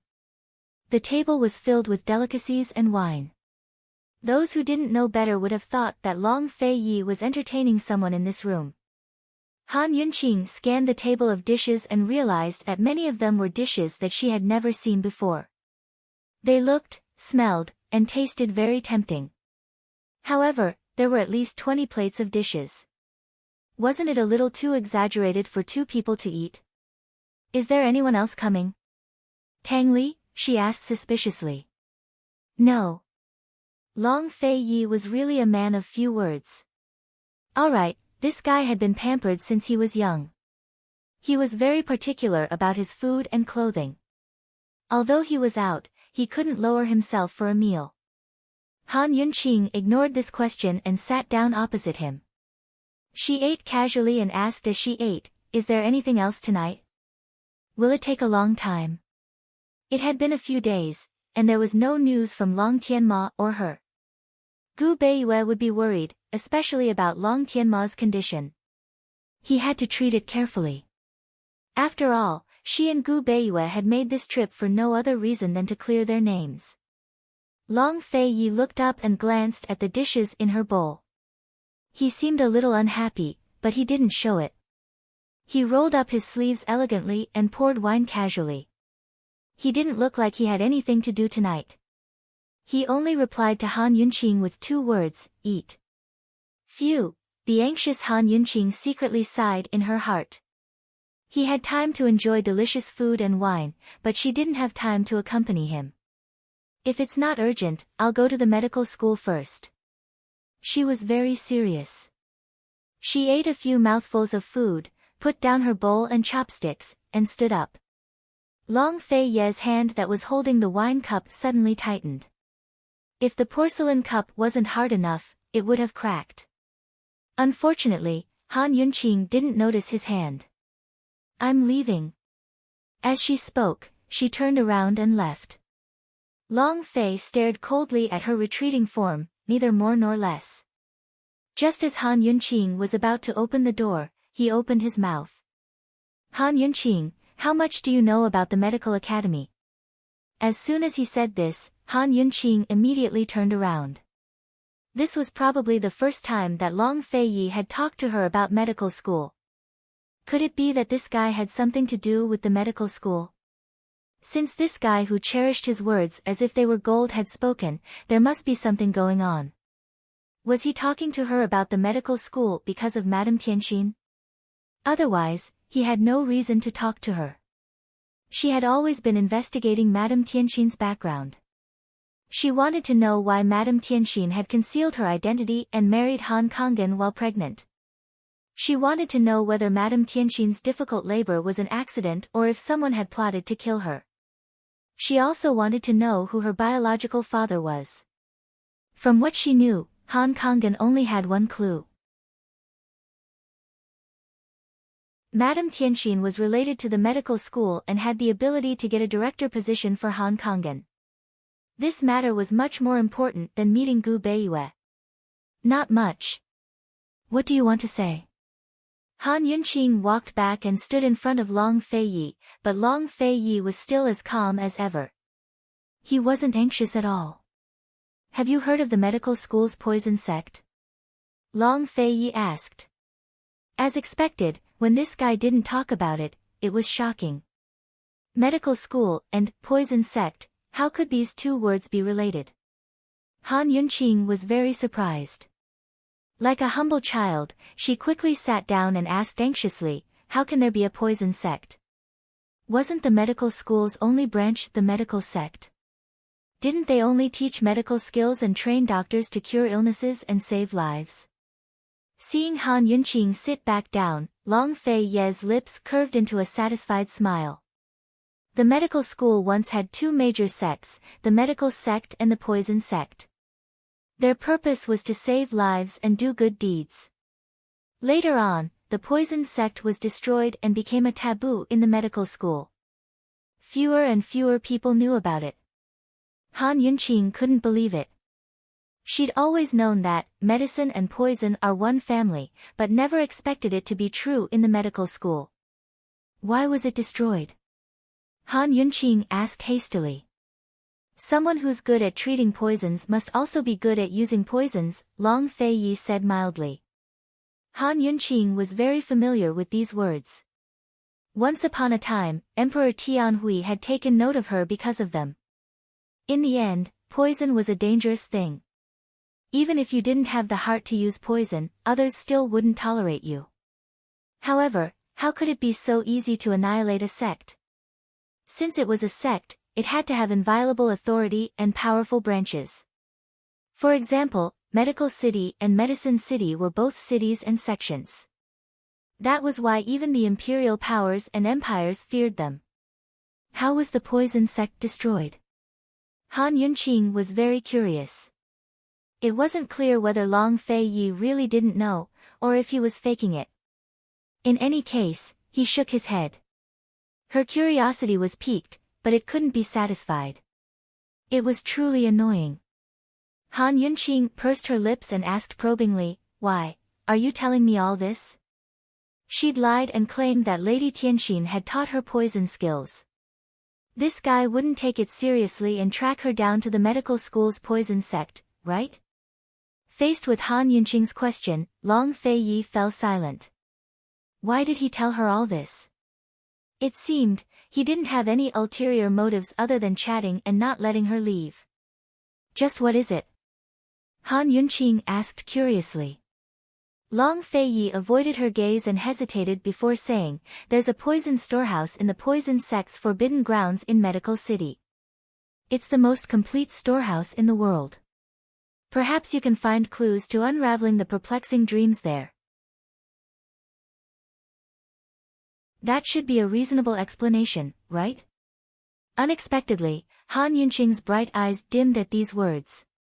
Perplexing butterfly illusion was a poison that Han Yunqing had always carried with her. It was also the most troublesome poison that Han Yunqing had ever encountered. Even now, she hadn't been able to determine whether it was poisonous. After the last upgrade of the detoxification system, many new poisonous plants had grown out of the poison pool it had swallowed from Medicine City. Moreover, the detoxification system had also developed its own antidote. This was a huge leap forward for the detoxification system. Unfortunately, it wasn't of any help in unraveling the perplexing butterfly illusion. That small bottle of poison was just like its name, perplexing butterfly illusion. Han Yunqing took out the perplexing butterfly illusion from her medical pouch and sighed inwardly. She should have guessed that this guy wouldn't be so nice as to tell her about Lady Tianxin so frankly. Fine, she should have guessed that he wouldn't appear just to save her this time. He'd come for Medical City's poison storehouse. When would the relationship between her and this man become a little more pure? Was it because it wasn't pure that she always felt a sense of unfamiliarity when she was by his side? For a moment, Han Yunqing lost interest in the secrets of Medical City's poison sect. She stood up and smiled faintly.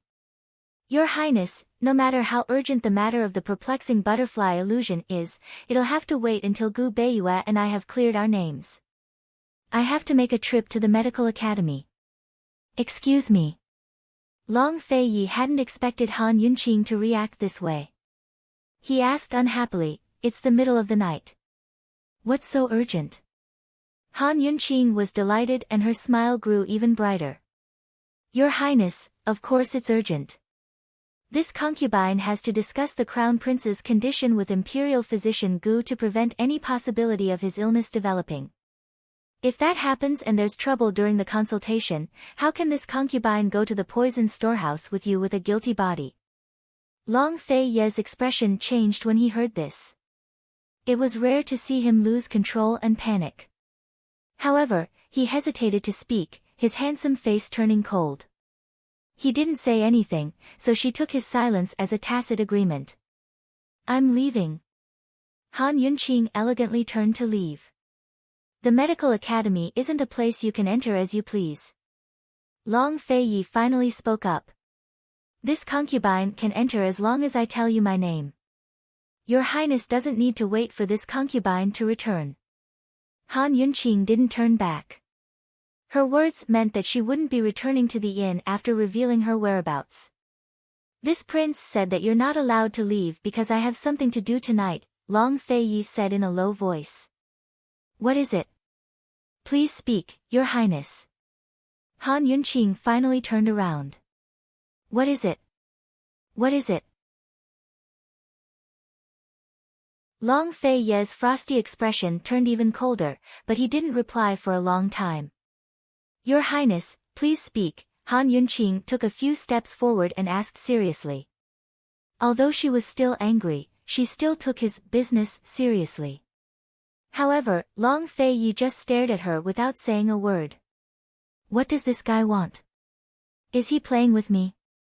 If it's not something important, this concubine, unexpectedly, before Han Yunqing could finish speaking, Long Fei Yi interrupted her. Yes, serve me in bed tonight. What? Han Yunqing didn't even have time to close her mouth. She was so shocked that she froze on the spot, flabbergasted and unmoving. Tonight, there's something, serve him in bed tonight. Han Yunqing didn't know how long it took her to digest Long Fei Yi's words. In any case, when she came back to her senses, Long Fei Yi was still sitting in front of her, looking at her coldly.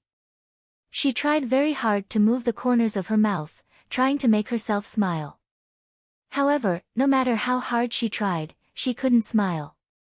She could only ask stiffly, Your Highness, this joke isn't funny at all. Does this prince look like he's joking with you? After Long Fei Yi finished speaking, he stood up. Looking at his proud and tall figure, Han Yunqing still felt oppressed even though they were 5 or 6 steps away. Your Highness, you really know how to joke. Han Yunqing unconsciously took a few steps back. Long Fei Yi raised his eyebrows and asked, You still want to leave? Your Highness, this concubine just happened to be unlucky these few days. It's not convenient for me to serve you in bed. How about? Han Yunqing herself felt that this excuse was very lame. Very soon, Long Fei cut him off. Then you can keep watch. Keep watch, this was the job of a maidservant or concubine. She had to guard under the bed and accompany him in bed at the door. She was the official consort. How could she do such a thing? At this moment, Han Yunqing didn't care so much. As long as it wasn't serving him in bed, she could accept it. Her wildly thumping heart finally slowed down. Han Yunqing also calmed down. What was this man trying to do? Was he deliberately looking for trouble? This didn't seem like his style at all. After a moment of silence, the atmosphere seemed to be less tense. Han Yunqing also calmed down. She gathered her courage and said very seriously and sincerely, Long Fei Yi, if you really don't have anything important to say, then let me go. I want to go see Luo Zuishan with Gu Beiyue. Unexpectedly, Long Fei Yi's icy expression didn't change. He threw her a sentence, This prince is sleepy. You can keep watch under the bed tonight.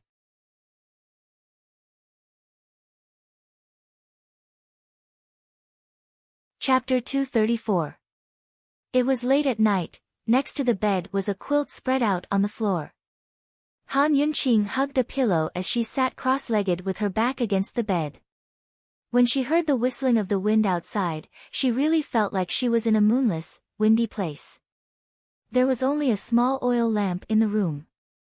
The room was dark and silent. Han Yunqing knew that she couldn't leave tonight. She was just glad that the guy behind her didn't go overboard and let her keep watch at the door. She thought about it and couldn't figure out how she had offended Long Fei Yi. Why did he have to do this to her? Why was he forcing her to stay? Why?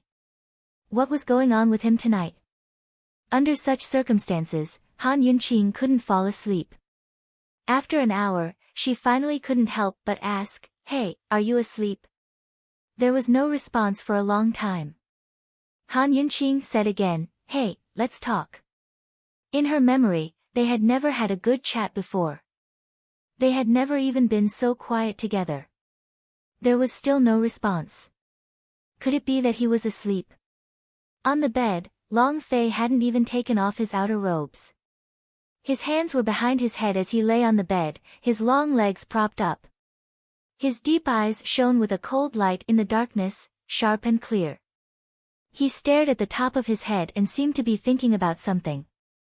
He was full of energy. Hey, what's the matter with you tonight? Can we talk nicely? Han Yunqing asked again. At this moment, Long Fei Yi glanced at her from the corner of his eyes. But it was just a glance. He quickly looked away expressionlessly. As long as he was sure that this woman couldn't leave, he didn't have to bother with her. He had a lot of things to think about. Han Yunqing didn't want to keep watch for the whole night. Since she was going to stay, she should seize the opportunity to get closer to this guy. How do you think Jun Yixia will deal with Long Tianma? What's Jun Yixia's background? Why does the Northernly Emperor dote on him so much? Right, why do you think Gu is investigating me? Rosemary, is it from the Tang sect? Han Yunqing tried very hard to find a topic that could pique Long Fei Ye's interest. Unfortunately, there was no response. All right, Han Yunqing fell silent as well.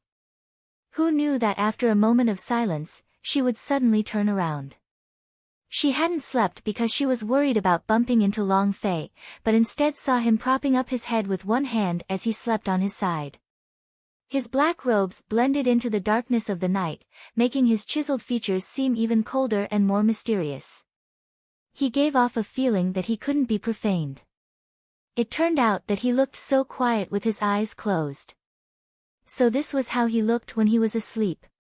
It was as if the whole world had fallen asleep with him. Han Yunqing's breathing unconsciously lightened as she stared blankly. She wasn't sure if it was because they were too close, but she felt like she was dreaming in the middle of the night and turning her head to see the person next to her. Hey, she quietly probed. After waiting for a long time, she saw that Long Fei Yi didn't respond. Like a thief, she carefully moved closer to him and looked at his features. In the darkness, she could even see that his eyelashes were very long. She had the urge to reach out and touch them. Is he really asleep? She muttered to herself and moved back a little. She quietly leaned on the edge of the bed and looked at him. As she looked, her lips unconsciously curled. However, it didn't take long for her smile to fade away. It was replaced by a frown and a look of resentment. How much did it take to fall in love with someone and be so worried about personal gains and losses? How many out of 10 could there be? Long Fei Yi, is there anyone in this world that you can treat with sincerity without any ulterior motives? Long Fei Yi, do you know what love is? Han Yunqing asked faintly. She then turned around and sat back down. Forget it, let's sleep. At this moment, Long Fei Yi slowly opened his eyes. His deep eyes were filled with complex emotions. The next morning, Han Yunqing woke up in a daze and found that she was sleeping on the bed. Long Fei Yi was leaning on the rocking chair by the window, opening the secret letter. When did she fall asleep? When did this guy wake up? How did she end up on the bed? Seeing Long Fei Yi looking over, Han Yunqing pursed her lips. Morning. Long Fei Yi just nodded. The moment he opened his mouth, he gave her a piece of explosive news.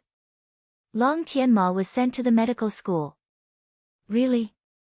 Han Yunqing was so shocked that she almost fell. When did this happen? Last night, I personally went over and confirmed that it was him, Long Fei Yi answered truthfully. As soon as he said this, Han Yunqing was shocked again. Didn't you fall asleep last night? Long Fei Yi was unperturbed. It was as if he was talking about the weather. Who told you that I fell asleep? What did he mean by this? Could it be that he knew everything she did and said last night? He pretended to be asleep. Long Fei Yi, you're actually a bastard. Han Yunqing's originally cold face instantly turned red. She hurriedly avoided Long Fei Yi's gaze and got off the bed. I'm going to the medical school. Her clothes and hair were all messy. She didn't care about them and directly rushed out. Long Fei Yi stopped her in time. Long Tianma's stomach is gone, what? Han Yunqing exclaimed. Her red cheeks turned pale. His stomach was gone. Was it cured or was it diseased?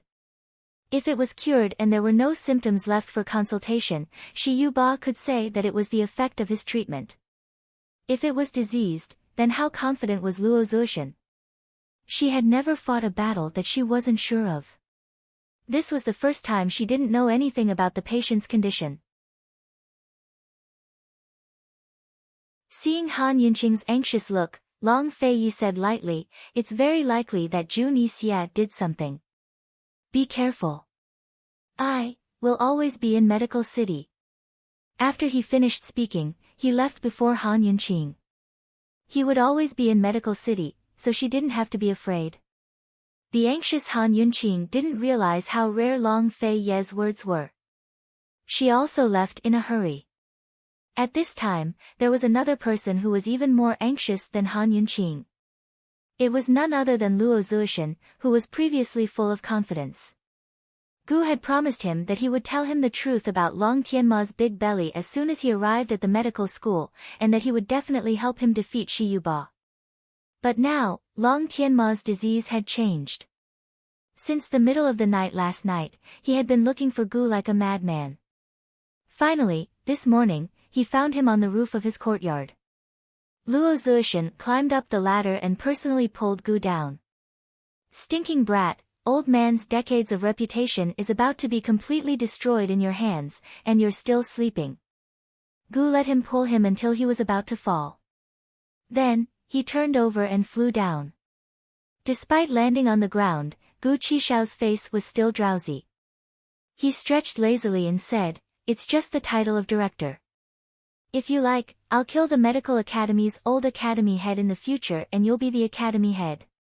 These words shocked Luo Zuishan so much that he hurriedly stepped forward to cover his mouth.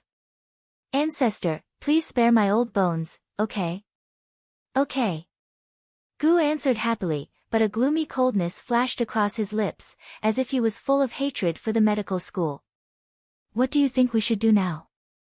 Long Tianma's disease has changed, and his stomach is gone. Hurry up and take a look."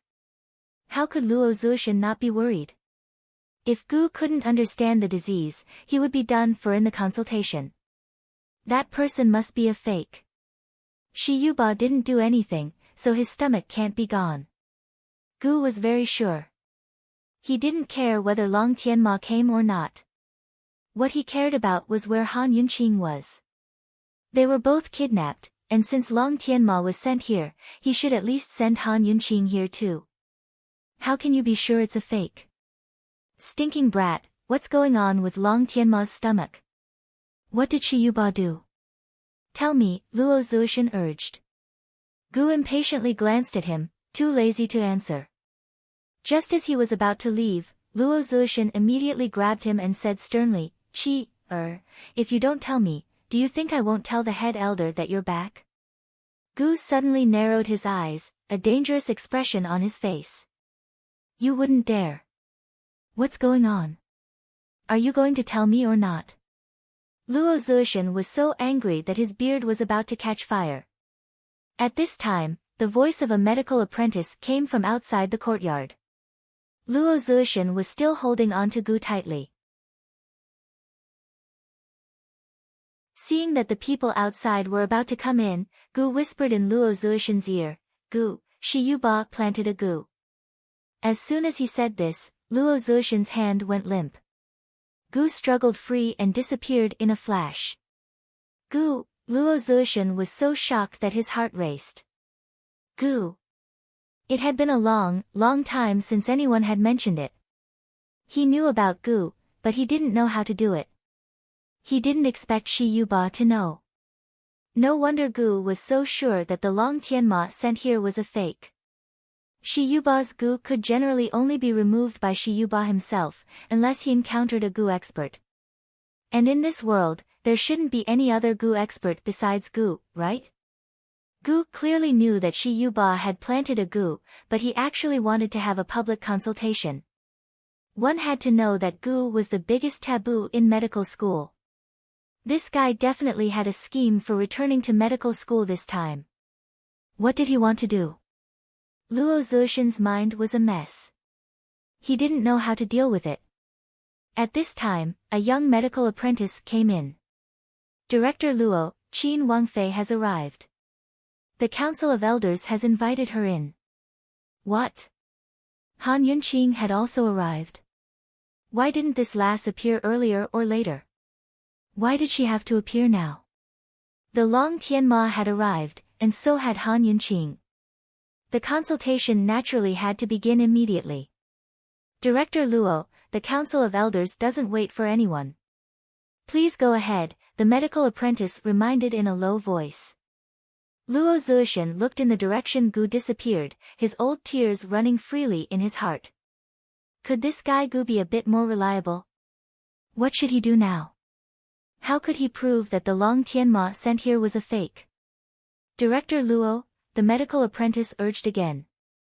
Luo Zuishan had no choice but to brace himself and head to the Elders' Hall. At the Elders' Hall, Qin Wangrong, Shi Yuba, and Gu Beiyue had already arrived. As soon as they saw Han Yunqing come in, Qin Wangrong immediately stepped forward and questioned, Han Yunqing, who kidnapped you? How did you come back? Han Yunqing naturally wanted to expose Jun Yixie, but after thinking about it, she decided to leave Jun Yixie's weakness for future use. She sighed and replied, I fainted.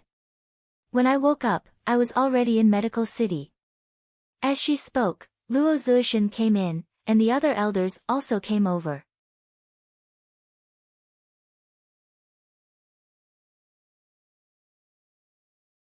Chapter 235. As soon as he heard that the elders had arrived, Qin Wangrong was the first to rise and greet them. If these elders were to be placed in the empire, they would be first-rank officials. They were one level lower than the king, who was second only to one person and above tens of thousands of people. Han Yunqing smiled coldly in her heart. Long Fei Yi was right after all. Emperor Tianhui still didn't have the power to threaten Medical City. Long Tianma's disappearance had left Emperor Tianhui furious, demanding an explanation from Medical City. Now that Long Tianma had been sent back for no reason, the Medical Academy hadn't given them any explanation. Instead, the proud Qin Wangrong had lowered himself first. But after careful consideration, it wasn't that Qin Wangrong lacked backbone. After all, Medical City's power was truly frightening. The three great clans of the Medical Academy and Medicine City controlled all of Cloud Realm Continent's medical industry. They had the power to decide the life and death of any doctor. In other words, these two powers controlled the lives of all the people in the world. A single illness could claim a person's life, whether it was a lofty emperor or a lowly slave. A single plague could destroy a battalion of soldiers, a city, or even a country. If the three great empires of Cloud Realm Continent could win over Medical City and Medicine City, they'd surpass the other empires and become the true overlords of Cloud Realm Continent. From another perspective, the consequences of offending Medical City and Medicine City were easy to imagine. Of the 5 elders of the Medical Academy, only 3 had come this time. In Han Yunqing's impression, elders were usually old men with white hair and ruddy complexions. They had the air of a transcendent being, but of the 3 people who came in, 2 were men and 1 was a woman. Only one of them was an old man, while the other 2 could only be considered middle-aged. The old man had a white beard and a white beard, his features benevolent, like an amiable old immortal. The middle-aged man had a stern expression and didn't smile at all. The middle-aged woman was dressed smartly and had good looks. It was obvious at a glance that she was a formidable woman. Why are there elders even younger than the directors? Han Yunqing asked in a low voice. That old man is 3rd Elder Shinjueming, one of the 3 sage doctors of the Medical Academy. The other 2 are 4th Elder Li Tianxi, a member of the medical primogeniture like the 2 directors. The other is 5th Elder Lady Lianxin. When Gu Beiyue finished his introduction, he lowered his voice even more. Madame Lianxin is a godly doctor. In the Medical Academy, there were 2 major systems.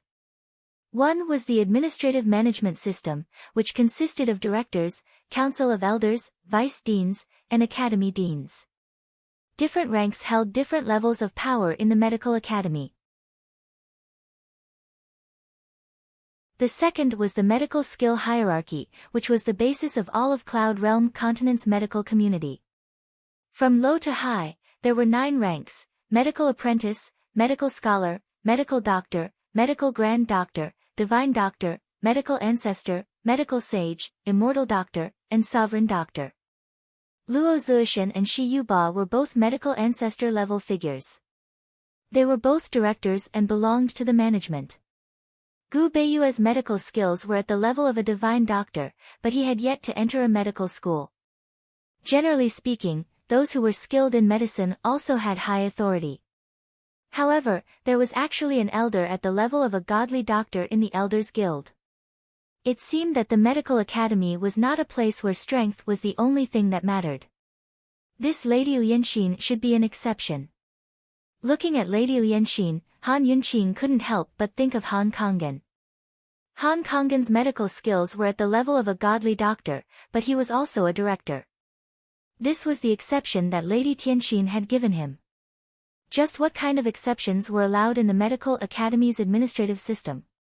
Why was she able to enter the Council of Elders? Han Yunqing asked hastily. I'm not sure about that. I only know that she's the daughter of Medicine City's Mu clan, Gu Beiyue replied honestly. Han Yunqing was lost in thought. The Long Fei Yi had relied on Medicine City's Wang clan to find out much about the medical academy. It looked like the higher-ups of the medical academy still gave face to the three great clans of Medicine City. Aside from the three great clans of Medicine City, what other powers would the medical academy give face to? Could it be that Lady Tianxin came from Medicine City as well? Han Yunqing was lost in her thoughts when Lady Lianxin looked over. You're Lady Tianxin and Han Konggan's daughter. Han Yunqing was surprised. That's this junior. Fifth elder knows my mother. But Lady Lianxin was especially arrogant. I've only heard of her. She had no intention of continuing the topic, but simply went straight to the point. She explained the details of the consultation in a concise and comprehensive manner.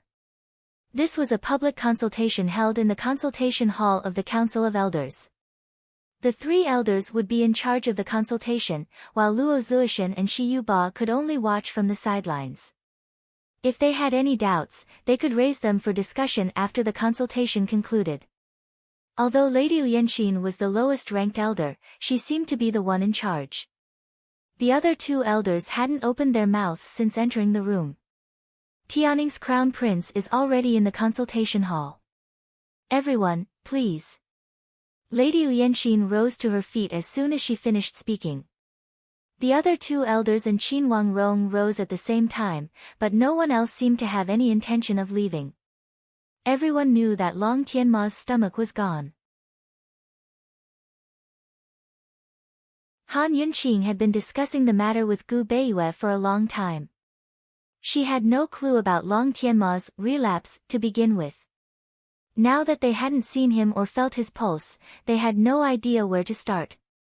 The two of them stared at Luo Zuishan, hoping to see the same self-confidence on his face. Unfortunately, Luo Zuishan wasn't his usual confident self. Instead, he was knitting his brows with a heavy heart. Shi Yuba, on the other hand, had his head bowed. His entire person seemed to have dimmed considerably. Director Shi, let's go, Qin Wangrong urged in a low voice. He could tell that Shi Yuba was uneasy. Last night, he and Shi Yuba had gone to see Long Tianma's stomach. He'd asked him again and again about the state of the illness, whether it was cured or diseased. Shi Yuba hadn't given him a direct answer. Shi Yuba glanced at Qin Wangrong as if he wanted to say something, but Qin Wangrong didn't object and held back. The three elders and Qin Wangrong remained standing while the others remained seated. The room was silent as the atmosphere suddenly turned strange. What, do the two directors have something else to say? Lady Lianxin asked with a frown. Luo Zuishan was about to speak when Shi Yuba spoke up at the same time. Fifth elder, as soon as the others spoke, they all fell silent. Just what's going on? Lady Lianxin didn't have much patience, so the other two elders sat back down. Shi Yuba looked at Luo Zuishan, and Luo Zuishan looked at Shi Yuba. Both of them had ulterior motives and didn't speak for a long time. Director Luo, you were the one who proposed the consultation. If you have something to say it first, Lady Lianxin ordered. Luo Zuishan's heart was filled with grievances. He hadn't proposed the consultation, okay? He'd been forced. Gu had said that Long Tianma was fake, so Long Tianma had to be fake. With a fake Long Tianma for a consultation, and a public one at that, only the heavens knew what kind of trouble this matter would cause. No matter what kind of trouble it caused, not to mention the matter of the Gu, even if it was a public consultation, the medical school's reputation might be damaged. As the person who proposed the consultation, he couldn't escape responsibility.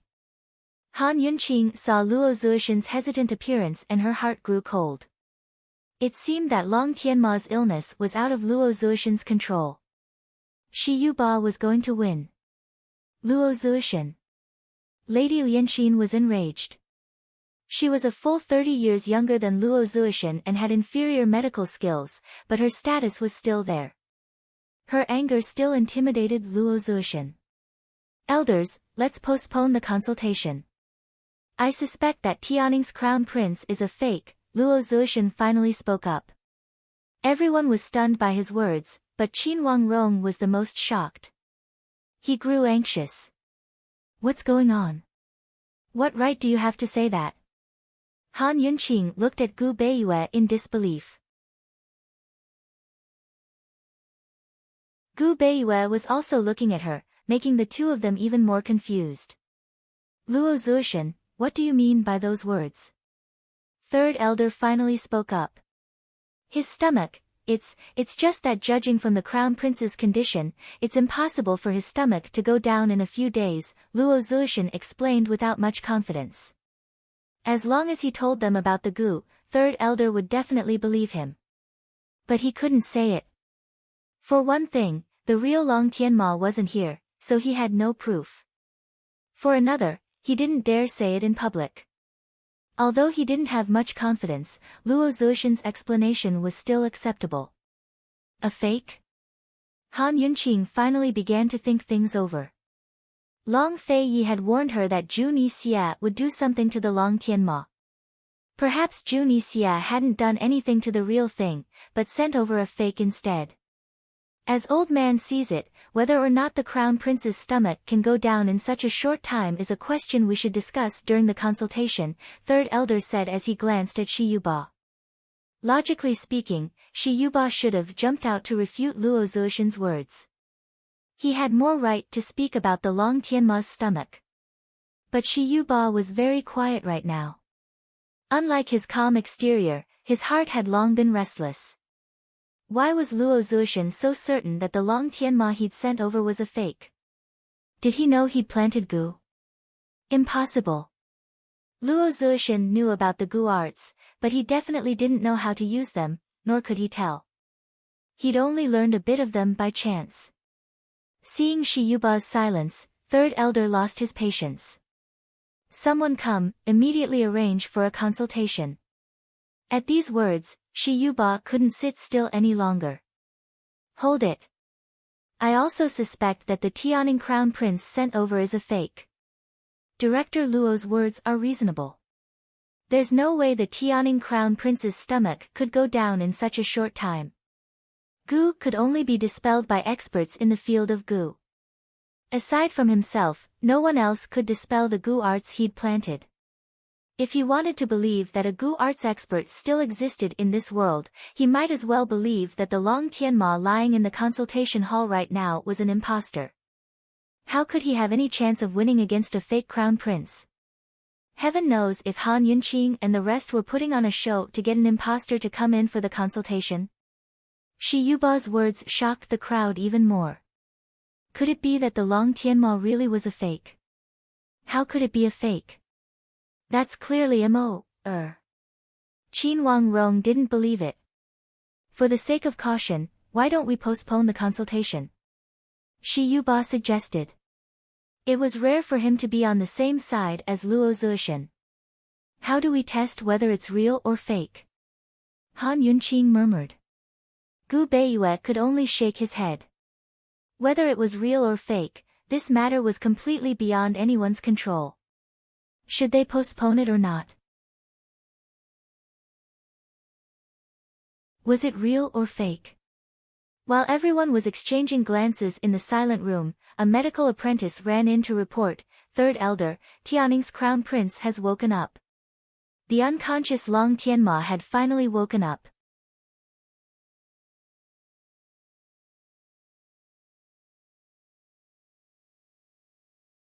Chapter 236.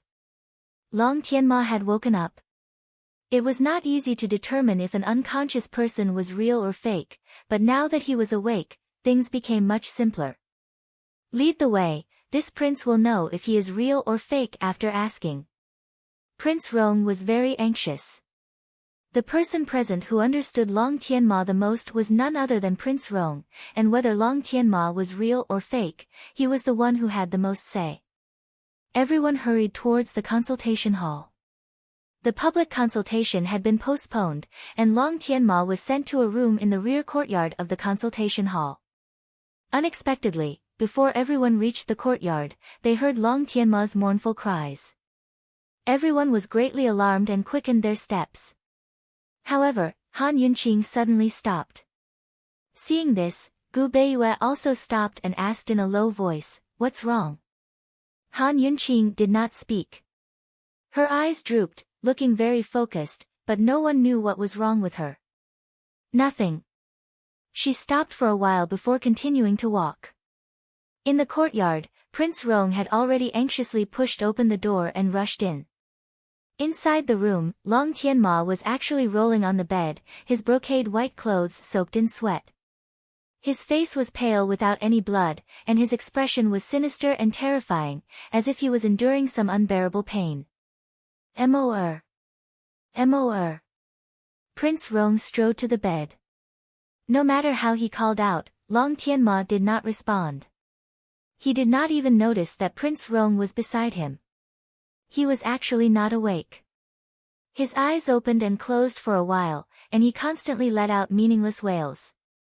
The wails gradually weakened, revealing an aura of powerlessness and despair. "What's going on?" Lady Lianxin sternly questioned the medical assistant. Not long after he woke up, he cried out in pain, and then he became like this. After a while, he was in so much pain that he couldn't speak. The medical assistant hurriedly replied. "Pain."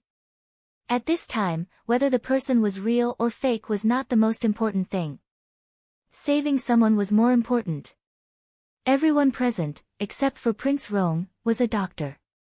Although they could not diagnose what was wrong, they could all see that Long Tianma's situation was not optimistic. There was a limit to how much pain a human body could endure. It was not unheard of for someone to die from pain. The third elder didn't say anything. He strode forward to check Long Tianma's pulse. With third elder's appearance, the people behind him could all rest. Third elder was a 7th-rank sage doctor, one of the only 3 in the medical academy, or even in Cloud Realm continent. Although there was only a single rank between them, that was enough to leave Luo Zuishan and Shi Yuba in the dust. Silence reigned in the room as everyone watched anxiously. Han Yunqing stood on the far right, her arms crossed as she leaned against the wall. Ever since she'd entered the room, her gaze had been sweeping over Long Tianma's body without stopping. However, she didn't know that when she stared at Long Tianma, Gu Beiyue's gaze never left her. Heaven knows how much pain Long Tianma was in. Just then, he had been rolling and waving his arms non-stop, but now his movements were slowing down as if he didn't have much strength left. But just as third elder was about to take his hand, he suddenly flung it aside as if he was filled with energy again. He began to roll and struggle with all his might. Third elder clasped his hands together and stopped. Seeing this, Qin Wang Rong hastily stepped forward and pressed down on Long Tianma's arm. Unexpectedly, his action seemed to hurt Long Tianma, who abruptly waved his hand with even more force and strength. He actually managed to grab Qin Wang Rong's arm and force him to retreat a few steps. Prince Rong was a military general, so his hand strength wasn't weak. But Long Tianma was a martial arts practitioner, so his hand strength couldn't be underestimated either. Prince Rong was about to step forward when third elder ordered sternly, "Don't touch him again. Give him the anesthetic soup, a large dose, quickly." A medical sage was a medical sage. Even a medical apprentice wasn't qualified to be third elder's assistant. Fifth-ranked divine doctor Madame Lianxin personally prepared the medicine. Who knew that at this moment, Han Yunqing, who had been silent all this time, spoke up, "Third elder, you're wrong. You absolutely can't." Once these words came out, everyone looked over. Third elder, who was denied, didn't seem happy. But as a person of virtue and prestige, he didn't reveal any emotions. Instead, he looked at Han Yunqing thoughtfully. Madame Lianxin didn't have such a good temper. Her gaze was filled with disgust and impatience. "Han Yunqing, what nonsense are you talking about? Can't you see that the situation is urgent? Why are you adding to the chaos?" Han Yunqing walked over with a serious face.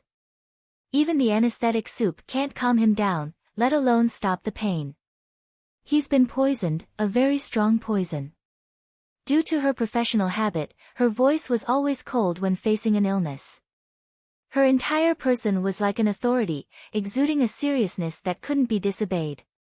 Gu Beiyue had long been used to Han Yunqing being like this. What he liked the most was her confident and solemn appearance. However, everyone in the medical academy was dumbfounded, including the medical apprentice at the side. What did this woman say? Was she denying third elder's judgment? Where did her confidence come from? Poisoned? You didn't even take his pulse. What nonsense are you talking about? Madame Lianxin immediately rebuked. The confidence in Han Yunqing's eyes was especially irksome to her. Madame Lianxin had only seen 2 situations where a diagnosis was made without even taking the pulse. The first was a very common illness, such as a cold, a fall, or an injury.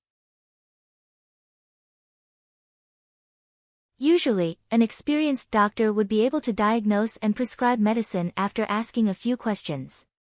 The second was when she saw the head of the medical academy. The head of the medical academy was an 8th-ranked divine doctor. He could diagnose many illnesses without taking the pulse, and he had never made a mistake. What was Han Yunqing's situation? Not to mention taking the pulse, she didn't even ask for a diagnosis. I'm not talking nonsense.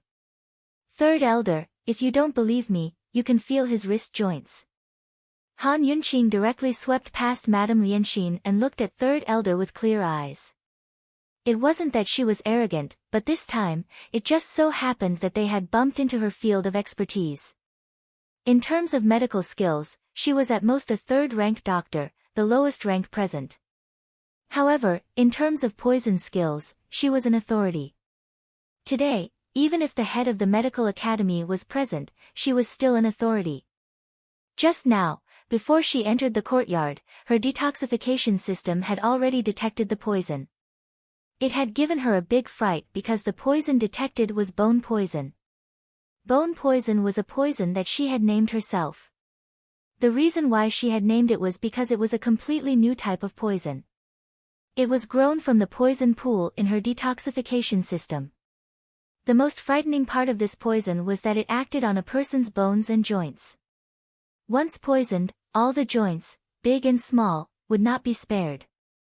Thinking back to when she had first discovered this new poison, Han Yunqing had been so shocked that she broke out in a cold sweat. She hadn't expected that someone would be poisoned. The person who had poisoned him was ruthless enough, and the poison was strong enough. Before Han Yunqing had entered the room, she had already known that the person who had been poisoned was Long Tianma. She was also very certain that the Long Tianma in the room was real. Because in this world, other than her, only Jun Yixia would be able to use this kind of poison. From the looks of it, Jun Yixia had fished up the poison materials from the poison pool in the medicinal herbs forest. Long Fei Ye's reminder was right. Jun Yixia would not let Long Tianma go for nothing. He had done something to Long Tianma's body. Third elder looked at Han Yunqing, but didn't pay attention to what she had said. After all, in his eyes, Han Yunqing couldn't even be considered a doctor. However, the aura of authority that Han Yunqing exuded made him hesitate. This kind of natural aura of a doctor and the aura of authority could only be seen on the head of the medical academy. Who would have thought that a woman like her would have it? Just now, Lady Lianxin had said that this girl's mother was Lady Tianxin. Why did he feel that the name Lady Tianxin sounded a little familiar? Seeing that third elder didn't respond, Han Yunqing added, "Third elder, just because he can't feel pain, it doesn't mean that it doesn't hurt anymore. For example, if a person was injured and the wound was inflamed and very painful, if the wound wasn't treated and the person's nerves were numbed so that he couldn't feel pain, the wound would still be inflamed and continue to worsen. Mephisin could make Long Tianma unconscious so that he wouldn't feel pain, but his joints would be in a constant state of pain. If it was just ordinary pain and inflammation, it wouldn't be a big deal. The key point was that Long Tianma had been poisoned, and it wasn't an ordinary poison. Just because he couldn't feel pain, it didn't mean that it didn't hurt anymore."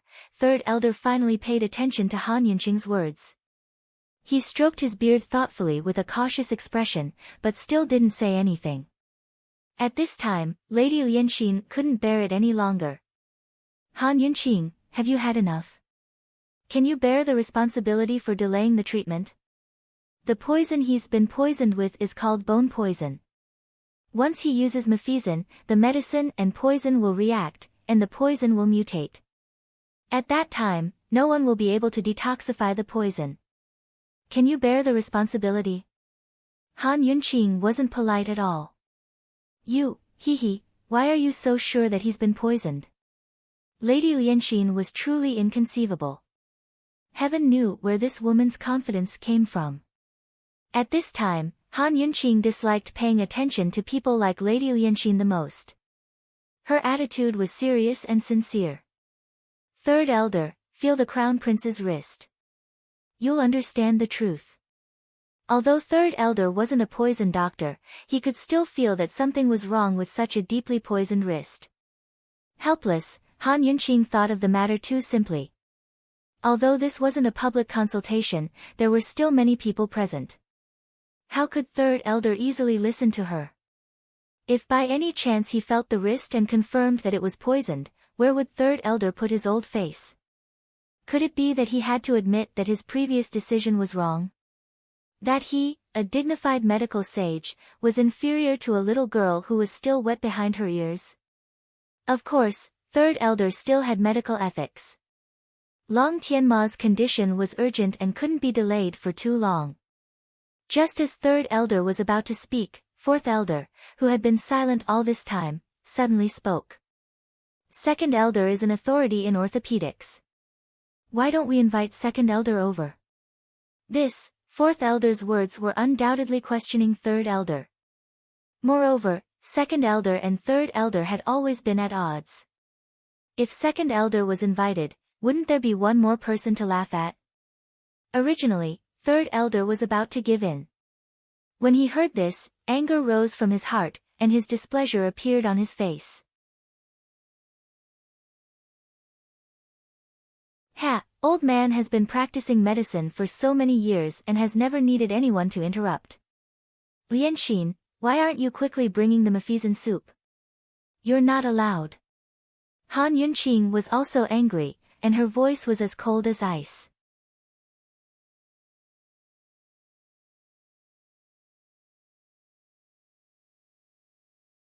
Chapter 237. Not allowed. Han Yunqing's "not allowed" was sonorous and forceful enough to silence the entire room. Even the sound of a pin dropping could be heard. Who would have thought that this seemingly weak little girl would actually have such guts? Han Yunqing, you've got guts. Do you know who you're speaking to? Lady Lianxin was the first to recover her wits and rebuke her loudly. No matter how well-mannered third elder was, he couldn't stand such provocation. Only the head of the medical academy could order him around in such a tone. This Han Yunqing was simply unforgivable. "Qin Wangfei, old man didn't bicker with you just then for the sake of the Duke of Qin. Don't reach for a yard after getting an inch." No one expected the Long Fei Yi to have such face in the Council of Elders. Of course, Han Yunqing couldn't care less right now. When faced with patients, she only had one goal: to save them as quickly as possible. Even if she didn't want to save them, she wanted to fight for the dignity of her own words. In this world, no matter where you went, it wasn't easy to get people to take your words, opinions, and judgments seriously, remember, and trust them. Thus, there was a saying that strength spoke louder than words. Han Yunqing raised her chin and looked coldly at Third Elder. Third Elder, you're not checking Tianning's Crown Prince's joints. Could it be that you're afraid?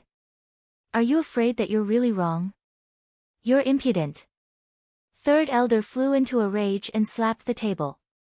Someone come, drag this uneducated girl out for old man. From now on, she's not allowed to take half a step into Medical City. This girl, how was her crimes unforgivable? She just lacked a lesson. If he didn't teach her a lesson, she really wouldn't know what kind of place the medical academy was. As soon as Third Elder finished speaking, the attendants from outside entered the room. Seeing this, Gu Beiyue spoke up. Third Elder, it won't be too late to kick her out after you've examined the Crown Prince's joints. Otherwise, people might say that you're bullying the younger generation. The atmosphere was tense with swords drawn, but Gu Beiyue remained as calm and quiet as ever. He spoke unhurriedly and gently. However, the words he spoke carried a deeper meaning. It was as if there was a needle hidden in silk floss, and it had a reassuring force. These words left Third Elder with no reason to refuse. He glared angrily at Gu Beiyue. He hadn't expected that Gu Beiyue, who had always been clean and honest, would speak up for Han Yunqing in the medical school. Third Elder, in my opinion, Imperial Physician Gu's words make sense. We shouldn't let others think that we, the Council of Elders, are looking down on the Duke of Qin's mansion. Fourth Elder spoke up again. Only then did Han Yunqing realize that her every word and action represented the man behind her, Long Fei Yi. Thinking of this, she could not help but wonder where Long Fei Yi was at this moment. Are they looking for the poison sex storehouse in the medical academy? Does he know what happened in the medical school?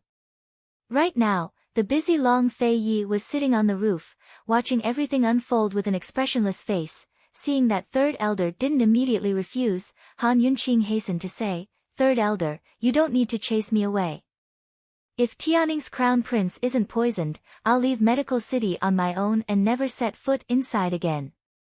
If, Third Elder cut her off disdainfully. There's no if. Hee, very good. You won't shed tears until you see the coffin, huh? Old man, let's examine Long Tianma's wrist joint right now. Third Elder's previous hesitation wasn't because he believed that Long Tianma had been poisoned, but because he was hesitant to use such large doses of numbing powder. Although he didn't specialize in poisons, he knew quite a bit about them. Long Tianma's complexion didn't look like he'd been poisoned, much less hypertoxic. His decades of experience couldn't possibly compare to a little girl like Han Yunqing's eyesight. Seeing that Third Elder was about to examine Tianning, Han Yunqing hastily called out, wait a minute. What, is it old man who's afraid, or are you? Third Elder seized the chance to retort sarcastically.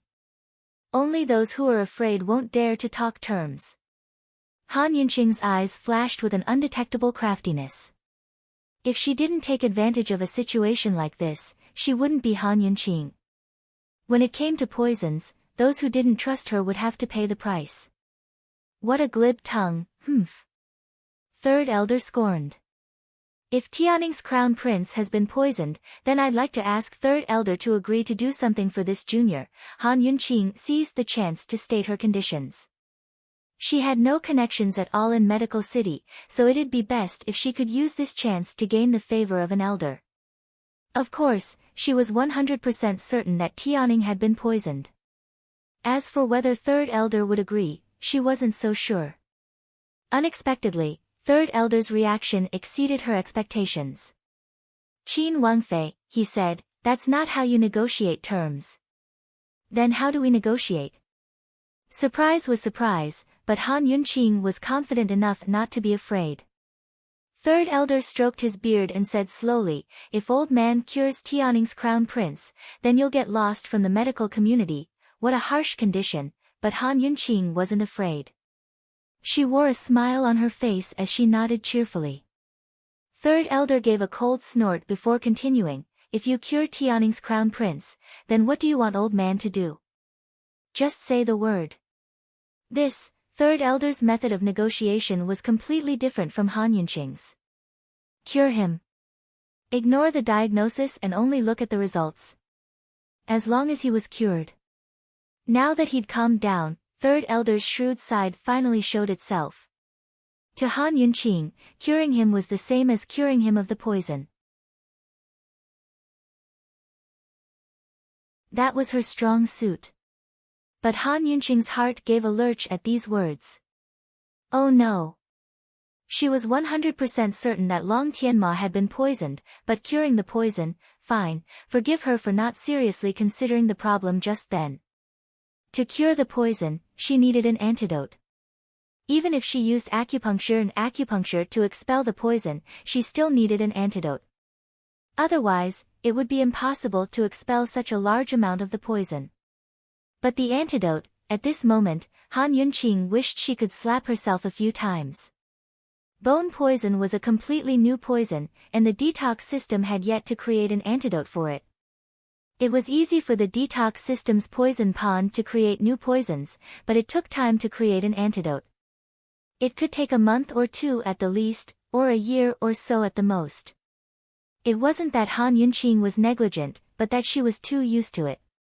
As long as the detox system diagnosed a poison, it could cure it. Even if it didn't have the antidote in reserve, it knew the formula. Thus, she didn't need to think too much.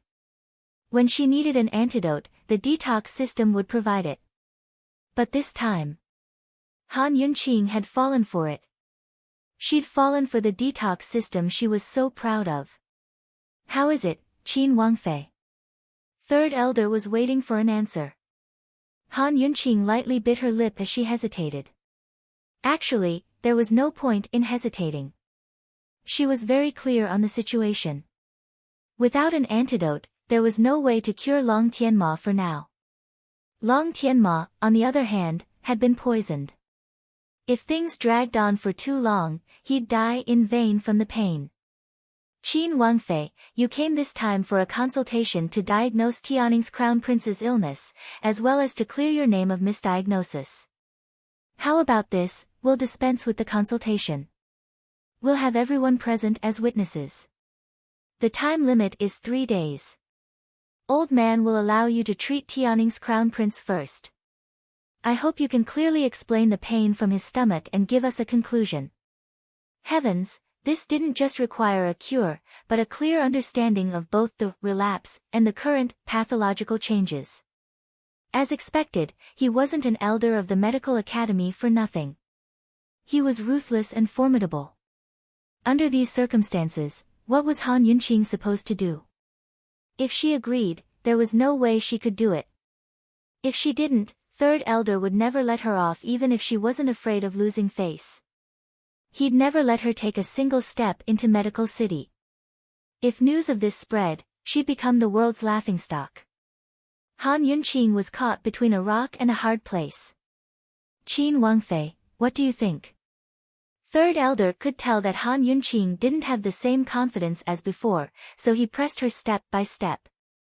It wasn't just third elder who was looking at her, but everyone else as well. Gu Beiyue immediately noticed Han Yunqing's strange behavior. Third elder and the rest of the crowd didn't understand her, but he did. As far as he knew, there was no poison that Han Yunqing couldn't cure. Right now, she should be bursting with life and glowing with splendor. What was she hesitating for? Could it be that she was faking it so she could take advantage of the situation to trick third elder? Just as third elder was about to urge her on, Han Yunqing spoke up. Everything will be up to third elder, but there's one thing. Unexpectedly, Han Yunqing still agreed. If he hadn't been the one offended today, third elder would have admired this girl instead. A bit of what? He asked with some interest. This junior isn't used to others yielding to me. Moreover, third elder is my senior, so you should go first.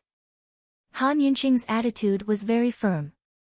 She looked like she had her principles, but she was calculating in her heart. She couldn't cure the poison or cure Long Tianma, but third elder couldn't even diagnose him, so how could he cure him? In this bet, whoever went first would lose. Third elder's eyes flashed with ridicule. He thought, this girl must be scared. Today I'll make a fool of her and show her the immensity of heaven and earth. Old man hasn't even made a diagnosis before esteemed Wang Fei diagnosed Tianning's crown prince as poisoned. Naturally, you should go first. Third elder pushed the blame aside again. That won't do. There's no reason for a senior to yield to a junior. Han Yunqing grew serious. Old man has it. What, are you scared? Now it was third elder's turn to make fun of Han Yunqing. Han Yunqing was about to retort when Qin Wang Rong finally seized the chance to speak up. Stop arguing. Saving a life is more important. Hurry and think of a way to calm Mo down. Third elder and Han Yunqing looked over at the same time, only to see Long Tianma in so much pain that he wished he was dead. His body was drenched in sweat and even his bedclothes were soaked. If you're going to save a life, why don't you two draw straws to decide who goes first? Fourth elder spoke up. Han Yunqing wasn't willing. Drawing straws was a 50% risk, but since third elder had nodded, she had no reason to refuse. Lady Lianxin quickly prepared 2 slips of paper and placed them in the urn. She wrote first and second, respectively, before handing them to third elder and Han Yunqing. Third elder grabbed the first slip, while Han Yunqing took a deep breath and helplessly took the second. The two of them exchanged glances before opening the slips at the same time.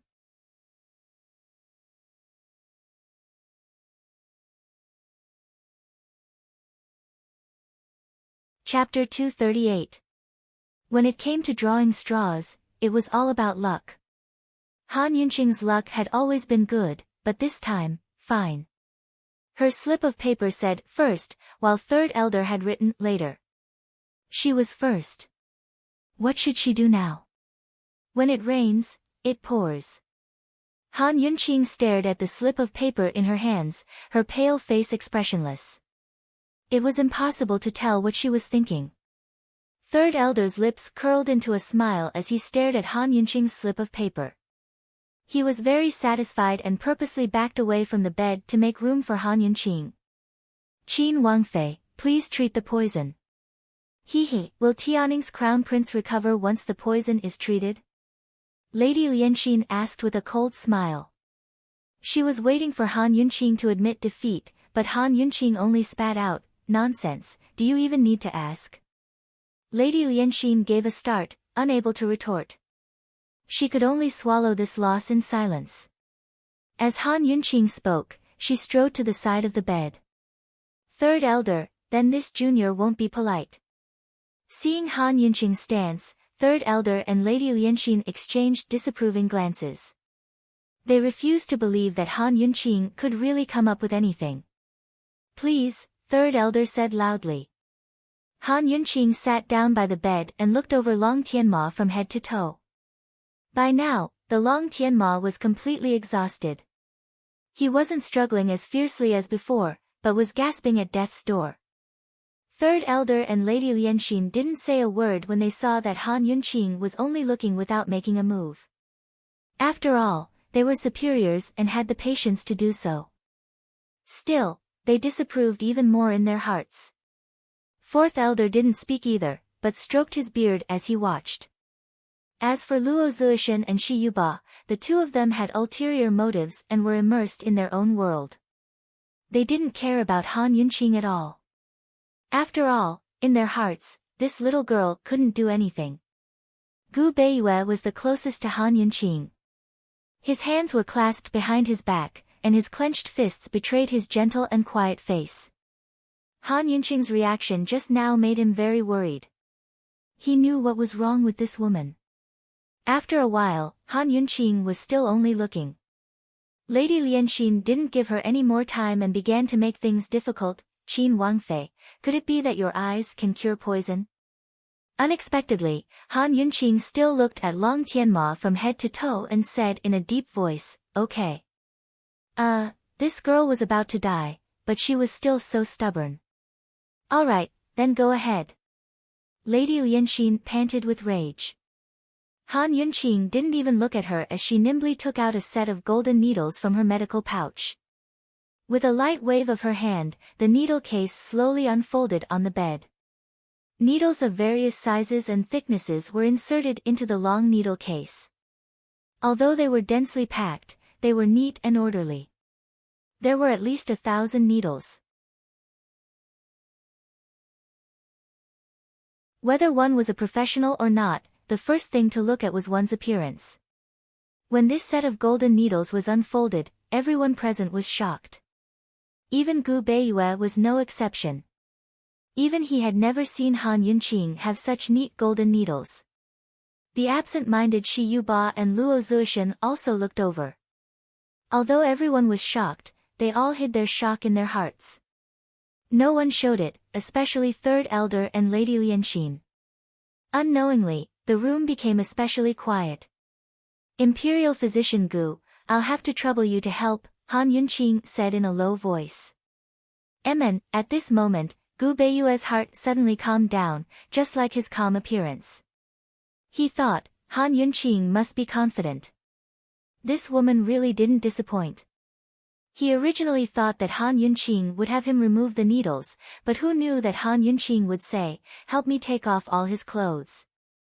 Everyone present was a physician, so it was normal for them to ask a patient to take off his clothes. However, Han Yunqing said, "Take off all his clothes." Does the detoxification need to be like this? Qin Wangfei, you're a woman. Lady Lianxin reminded in disbelief. Han Yunqing was too lazy to pay attention to her. She glanced at Gu Beiyue, hinting for him to hurry up. Gu Beiyue hesitated. This really wasn't appropriate. The 20 major joints and 210 minor joints in his body have all accumulated poison. It needs to be expelled as soon as possible. If I don't take off all his clothes, how can I expel the poison? Han Yunqing seriously asked. Once these words were said, everyone seemed to have tacitly agreed that Long Tianma was poisoned. They looked at each other in dismay. The entire room was silent, and no one refuted. Gu Beiyue understood and didn't bother with etiquette. He hurriedly helped Long Tianma take off his clothes until only his underwear was left. Once his clothes were taken off, Han Yunqing began to work on the major joints, looking for acupuncture points to insert the needles. However, when she picked up the first gold needle, Third Elder couldn't help but say, "How can you directly use needles?" Third Elder wasn't an ignorant person. He had heard of acupuncture to expel poison and had seen it before. However, not to mention acupuncture to expel poison, even the most common acupuncture treatment would require the gold needle to be cleaned before inserting the needle to prevent infection, right? In ancient times, gold needles were disinfected by boiling. This was the most basic thing that all medical apprentices who had just entered the medical school knew. However, Han Yunqing didn't know. They had just been frightened by Han Yunqing's full set of gold needles. Now, Third Elder and the others regained their senses. In this day and age, there were too many charlatans who used their appearances to scare people. Presumably, Qin Wangfei's gold needles are rare items and don't need to be boiled. Lady Lianxin's face was full of ridicule. Unexpectedly, Han Yunqing's tone was even more disdainful than hers. "No need. Presumably, this is Fifth Elder's first time seeing this kind of disposable needle, right?" "What? Disposable needle?" Not only was this term unfamiliar to Lady Lianxin, it was also unfamiliar to everyone present. What did this mean? We mainstream Orthodox people naturally don't understand such heretical things. Lady Lianxin hastily retorted. Han Yunqing lowered her head and didn't explain. Instead, she lightly smiled and took out the gold needles to search for the acupuncture points. In the beginning, everyone present could still understand the acupuncture points. However, after a few needles, even third elder of the medical saint couldn't understand. He didn't even know the existence of those acupuncture points. As more and more gold needles were inserted, everyone's expressions became more and more complicated. What exactly was Han Yunqing doing? How was this searching for acupuncture points? This was simply randomly inserting needles. If this continued, someone would die. Third elder couldn't help but remind her, Qin Wangfei, if you randomly insert needles, you will bear the consequences. Only then did Han Yunqing raise her head to look at third elder and lightly smile, "Amen, I will take responsibility." As she spoke, she took out a long needle and actually closed her eyes, slowly inserting it into Long Tianma's acupuncture point. When this needle went in, the skin around the joint actually slowly seeped out black blood. Black blood, poisonous. Poisonous? Third elder couldn't help but exclaim. He didn't dare to believe his own eyes.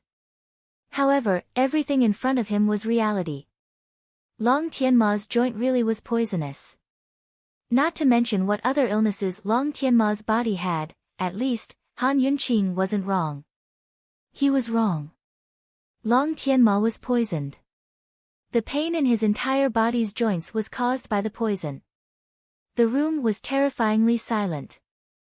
Lady Lianxin's face was deathly pale. Everyone else was shocked. Only Gu Beiyue's good-looking lips slowly curled into a smile. In the silence, Han Yunqing had already opened her eyes. Allowing the joint to bleed, she began to treat the second major joint. Very quickly, the second major joint's poisonous blood also slowly seeped out. The entire room became even more silent. Even Long Tianma's last gasps had disappeared. From third elder to the junior medical apprentice, everyone unconsciously drew closer. They stared dumbfoundedly at Han Yunqing searching for acupoints to insert needles. Han Yunqing's movements were like moving clouds and flowing water, smooth and elegant. Her white hands moved with an indescribable elegance. Long Tianma's entire body had more than 200 joints. Han Yunqing didn't let go of any of them.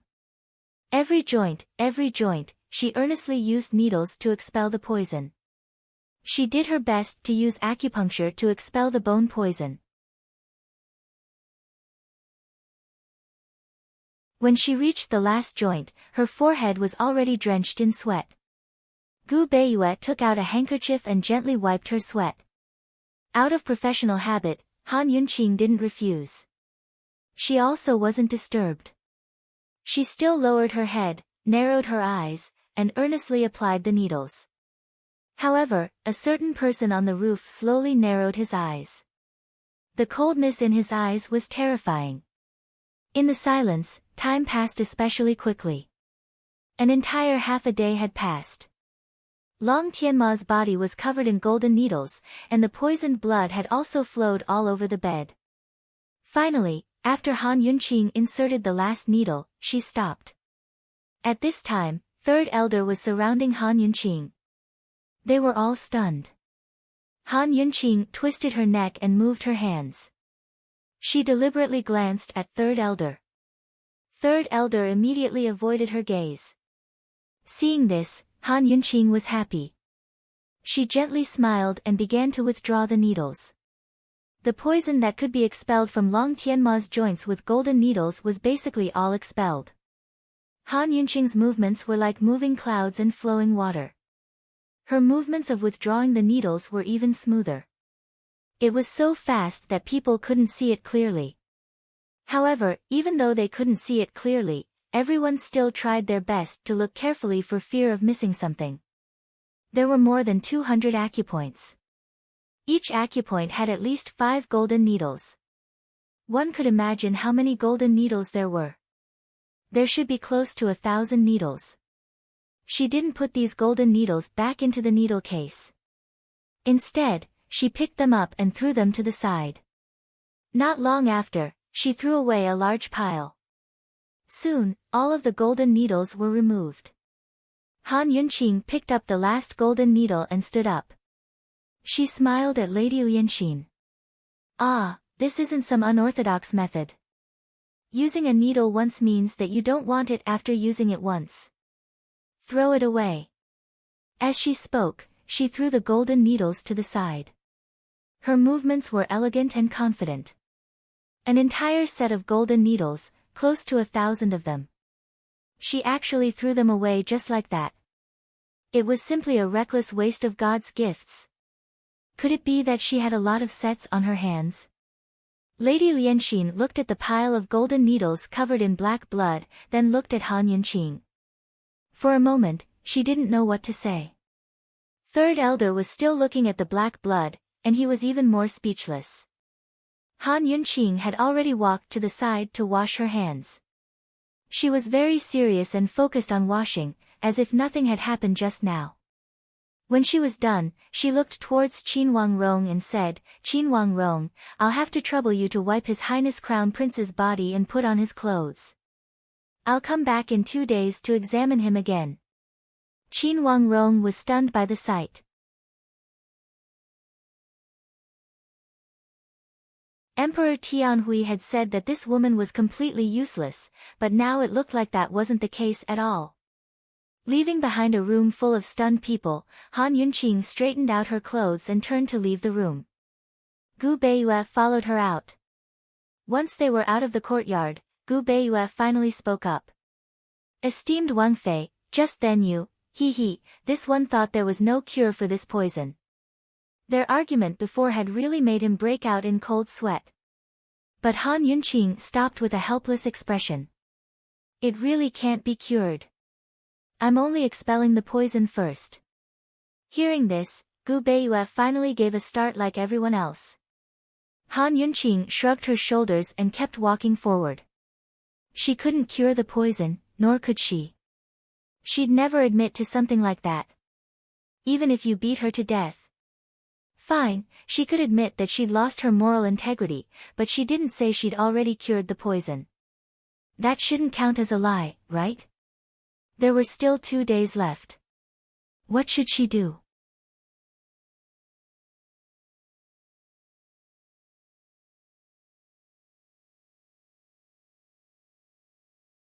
Chapter 239. Princess Consort, you.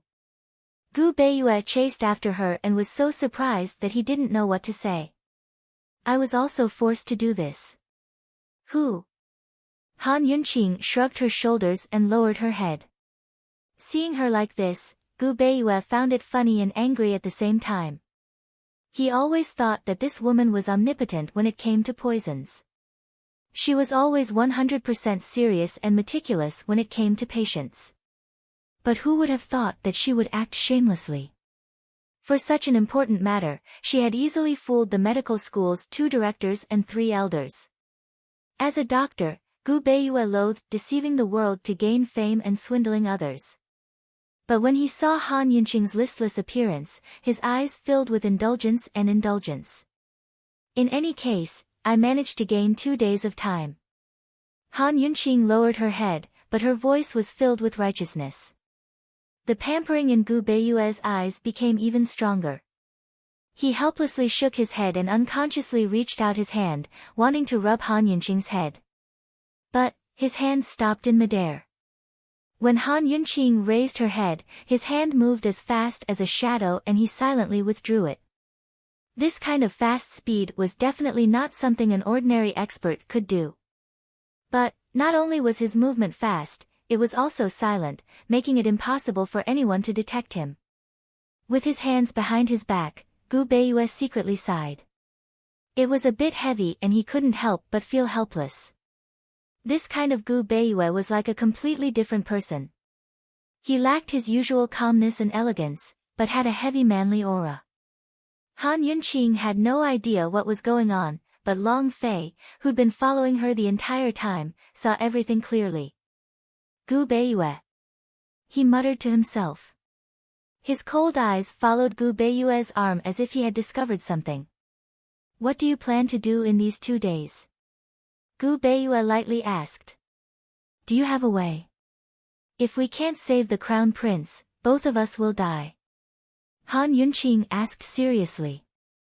Although she was deliberately putting on a show in front of Third Elder and the others, at the same time, she was trying her best to expel as much poison from Long Tianma's joints as possible. Unfortunately, the bone poison could not be expelled completely. He had to apply the antidote to dissolve the remaining poison. Without the antidote, she would definitely be expelled from Medical City in 2 days. However, this was not the most serious consequence. The most serious consequence was that Long Tianma would not live for long. This time, if Long Tianma died in the medical academy, Emperor Tianhui wouldn't do anything to the medical academy. However, she and Gu Beiyue would be condemned to death. Moreover, this would become a perfectly justifiable reason for Emperor Tianhui to punish the Duke of Qin's estate.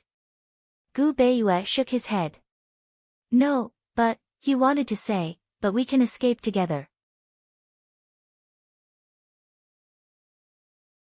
Unfortunately, Han Yunqing was too preoccupied to hear the but.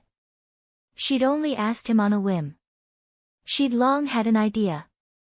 Her quick-witted eyes flickered to reveal a sly smile. Han Yunqing scooted closer and lowered her voice. I do. Wait for my good news. I won't implicate anyone else in this matter.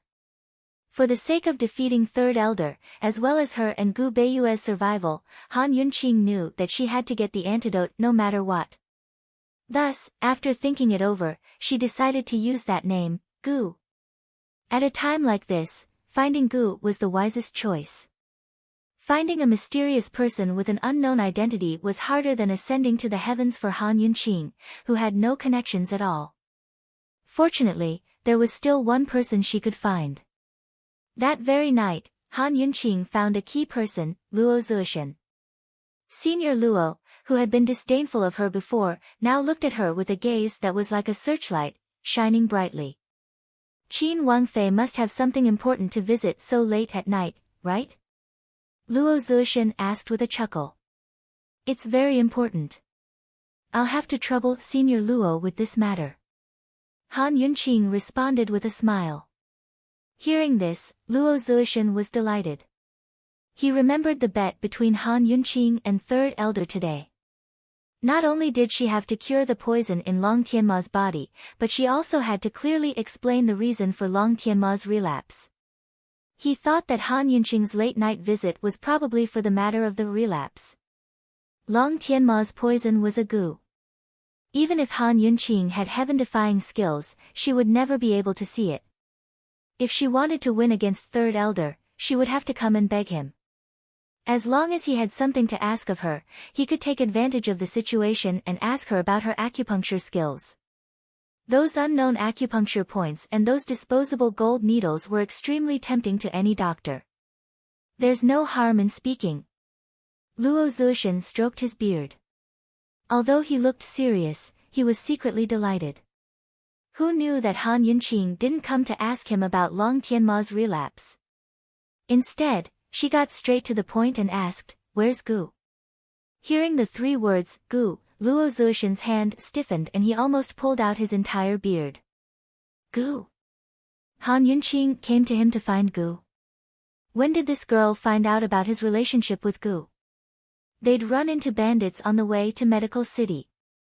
Although it was Gu Qishao who'd saved him, he'd masked his face and kept it hidden. Moreover, Han Yunqing had been kidnapped by the time they turned back, so she wasn't present. Seeing Luo Zuoshan's reaction, Han Yunqing knew she had made the right choice. She picked up her teacup and slowly sipped. Gu, Luo Zuoshan endured the pain in his jaw and pretended to be a certain person. Qin Wangfei, what did you say, Gu? Imperial Physician Gu. What's wrong with him? Pretending.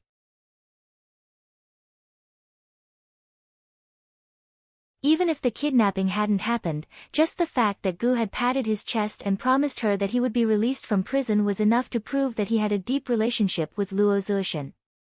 It's not Imperial Physician Gu, it's Gu. 7th. Young Master. Han Yunqing deliberately dragged out her words. Gu. This old man has never heard of this person. I wonder, what does Qin Wangfei mean? Luo Zuoshan refused to admit it even if he was beaten to death. Han Yunqing was sleepy and didn't have much time to dawdle here. She still chuckled. Senior Luo, I'll have to trouble you to pass on a message to Gu. Just say that I want to see him before dawn, otherwise. Han Yunqing paused here. She didn't have anything she could use to threaten Gu Qishao with, much less tempt him. Otherwise what? After thinking for a moment, Han Yunqing continued domineeringly under Luo Zuoshan's incredulous gaze. Otherwise, you'll have to bear the consequences. With that, she got up and left without looking back, leaving Luo Zuoshan dumbstruck. Bear the consequences? Just how far had this lass and Gu Qishao progressed? Could it be that she had something on Gu Qishao? That silly boy couldn't have really taken a fancy to this girl, right? He wouldn't have told her all his secrets, right? Thinking of this, Luo Zuoshan couldn't care less about pretending. He hurriedly walked out, naturally to search for Gu in the medical academy. As it turned out, Han Yunqing had made the right bet this time. Not long after she returned to her room, Gu appeared in front of her window. Poison lass, bear the consequences. How conceited. He laughed playfully, and anyone could see that he was very happy. Han Yunqing copied him and smiled with narrowed eyes. She hooked her finger, indicating for him to enter the room. Seeing this, Gu was even happier. He was very obedient and jumped in through the window without another word. Those who didn't know the situation would really think that the two of them were having an affair. As soon as Gu came in, Han Yunqing became serious. Sit, I have something to ask of you. If someone were to ask her why she was so sure that Gu would come for no reason, she wouldn't be able to answer. Her intuition told her that he would come. Luo Zuoshan naturally told Gu about what happened in the backyard of the consultation hall today. Seeing Han Yunqing's serious expression, he could guess a thing or two. It was rare for him to be so serious, but the words he said were hair-raising. He said, since you have something to ask of me, how about you repay me with your body? Han Yunqing spat out the tea in her mouth and sprayed it all over Gu's face. Scram! She threw this word at him without hesitation. Not only was Gu not angry, he wiped his face and still had a radiant smile on his face. You can owe me first. Think about it. Han Yunqing immediately threw the teacup at him, exploding with anger.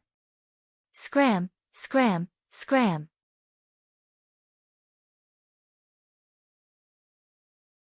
Seeing that she was so angry that her entire person was unwell, Gu was rarely serious and said gently, all right, all right. Speak. What is it? In that instant, Han Yunqing almost believed that Gu also had a gentle side, but she quickly laughed at her own thoughts. Help me ask Luo Zuoshan what's going on with Long Tianma's relapse. Han Yunqing said seriously. Luo Zuoshan was so confident in requesting a consultation, so he must have absolute confidence. She wouldn't personally ask Luo Zuoshan for help. Letting Gu do it would save a lot of trouble.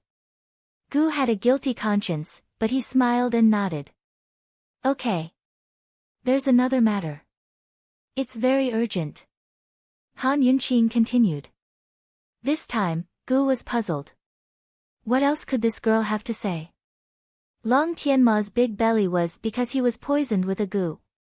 His big belly had disappeared, not because he was ill, but because someone had removed the Gu. And the poison in Long Tianma's joints had also been removed. Han Yunqing was sure to win against Third Elder. What's the matter? Gu asked curiously. I want to see someone. It's best if I can see him tomorrow. Help me find him. Han Yunqing lowered her voice. Who is it? Gu became more and more curious. Northern Li's Kang Wang, Jun Xie. Han Yunqing answered truthfully. She didn't know that Long Tianma was poisoned with Gu, nor did she know that Long Tianma's big belly was gone because the Gu had been removed. She only knew that in order to win against Third Elder, she had to solve 3 problems. First, Long Tianma's relapse. Luo Zuoshan could help her with this matter. Second, How did Long Tianma's big belly not fall out? This was Jun Yixie's masterpiece, so he must know. Third, the antidote for Long Tianma's bone poison. This was also Jun Yixie's rhythm. He should have the antidote. If he poisoned someone without the antidote, wouldn't it be the same as murder? Jun Yixie shouldn't have the guts to do so. Why are you looking for him? Gu was truly puzzled this time. He's the mastermind behind Northern Li's undercover operation. He's a true poison expert. Han Yunqing answered in a low voice. Hearing this, Gu suddenly narrowed his eyes. A dangerous light flashed through his flirtatious eyes. It's him. In that case, Jun Yixie was also a Gu expert. This was really beyond his expectations. I want to see him as soon as possible. Han Yunqing said seriously. The dangerous light in Gu's eyes disappeared. He asked jokingly, Northern Li's Kang Wang is your husband's sworn enemy. Does Long Fei Yi know that you want to see him?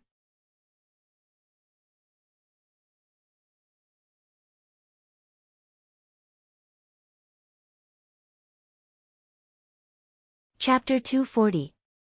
When they parted at the inn, Long Fei Yi said that he would always be in Medical City. Han Yunqing admitted that the first person she'd thought of was Long Fei. It was only right and proper to ask him for help, but she quickly rejected the idea. She knew that Long Fei Yi came to Medical City this time for the poison warehouse. Even if he saved her from Jun Yixie, he didn't expose his identity. He must be very busy and didn't want to cause more trouble. Moreover, she could deal with Luo Zuishan by asking Gu for help, which was the most suitable choice. It's a secret. Don't tell him. Han Yunqing answered Gu's question in a joking tone. It's much easier for him to find Jun Yixie than it is for me. Don't you want to ask him for help? Gu probed. Han Yunqing was still joking. She said with a smile, he'll come whenever you call him. As for him, I don't even know where to find him. Even if he was always in Medical City, she really didn't know where to find him or who to contact. She was always like this, inadvertently discovering that she really knew nothing about that man. Sometimes, even though he was right next to her, she would feel that he was far away. Come whenever you call him. Gu Qishao rubbed his chin as he mulled over the words with interest. Instead of getting angry, he laughed happily. I like what you said. Still, Gu Qishao was quite reliable when it came to Han Yunqing's matters. He used a finger to poke at Han Yunqing's forehead and said seriously, I can help you make an appointment with Jun Yixie, but he's tried to kidnap you time and time again. You actually wanted to deliver yourself to his doorstep, you, back in the mountain behind the Heavenly Fragrance tea house, Gu and Jun Yixie had fought. He wasn't completely sure that he could protect Han Yunqing. I have my ways to deal with him. You can just come with me. Han Yunqing was serious now. Although meeting Jun Yixie seemed ridiculous and stupid, she could only rely on Jun Yixie to cure the poison in Long Tianma's body. What is it? Let's hear it. Gu asked curiously. Why? Are you afraid of him too? Han Yunqing asked with a smile. Gu snorted and did not ask any more questions. Wait, I'll give you the news tomorrow morning. Gu said and was about to leave, but just as he reached the door, he turned back and said mysteriously, Poison lass, you were saved by Long Fei Yi, right? If the person who kidnapped Han Yunqing was Jun Yixie, then there were only a few people in the world who could save her. Long Fei Yi was the first. Han Yunqing nodded. There was no need to hide the kidnapping. Hearing this, the corners of Gu's mouth slowly rose, revealing a pair of charming dimples. Very good, Long Fei Yi also came to Medical City. Gu didn't have any special fetishes in his life, but he liked to hold grudges. Long Fei had sealed off his tea houses, as well as that time in Medicine City. He still remembered. If he didn't take revenge now, when would he?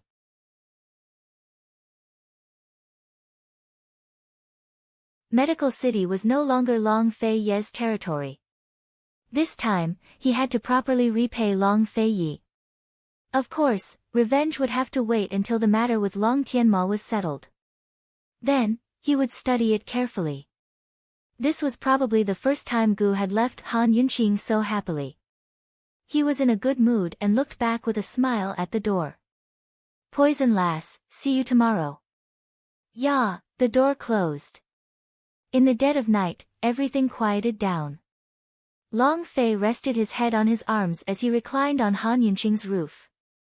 He stared at the vast expanse of stars, his eyes as black as midnight growing deeper and deeper, making him more and more unfathomable. That night, he didn't sleep at all. It wasn't until dawn that Tang Li arrived. You're actually here. Tang Li was in disbelief.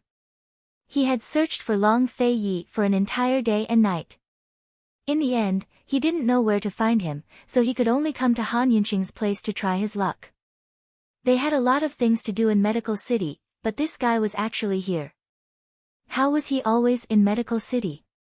He was always by Han Yunqing's side, alright. Long Feiyi seemed to be in a daze the entire time, but when he saw Tang Li arrive, he quickly gathered his thoughts. Are the people from Medicine City here yet? Only the Mu clan isn't here yet. They'll probably arrive in the next 2 days. I heard the Mu clan's medicine is very important this time, Tang Li replied honestly. Although Medical City's poison sect had been destroyed many years ago, there were still remnants of it left behind. In the poison sect's forbidden grounds was a terrifying poison beast called the Gu Shu. No one had been able to kill it for nearly 100 years. The medical academy could only work with Medicine City to concoct medicine every 5 years and put it to sleep. Rumor had it that this poison beast was the poison sect's most legendary existence. It could distinguish and consume hundreds of poisons, and its blood could cure hundreds of poisons. Most frightening of all, the poison beast itself was highly toxic. Once bitten, it was equivalent to being poisoned by hundreds of poisons. Even an immortal wouldn't be able to save you. The poison sect had been destroyed, but the indestructible poison beast had become the object of everyone's competition. Every time the Gu Shu woke up, all sorts of factions would secretly gather in the peaceful Medical City. The Mu clan. Who's delivering the medicine? Long Feiyi asked again. Mu Ling, Tang Li was clearly very excited. That genius pharmacist. Long Feiyi had heard Tang Li mention this name many times. This gifted little girl was hailed as the most talented pharmacist in Medicine City this year. It was said that she was the best candidate to become the next head of the Mu clan. Of course, Medical City's 3 great clans weren't just delivering medicine.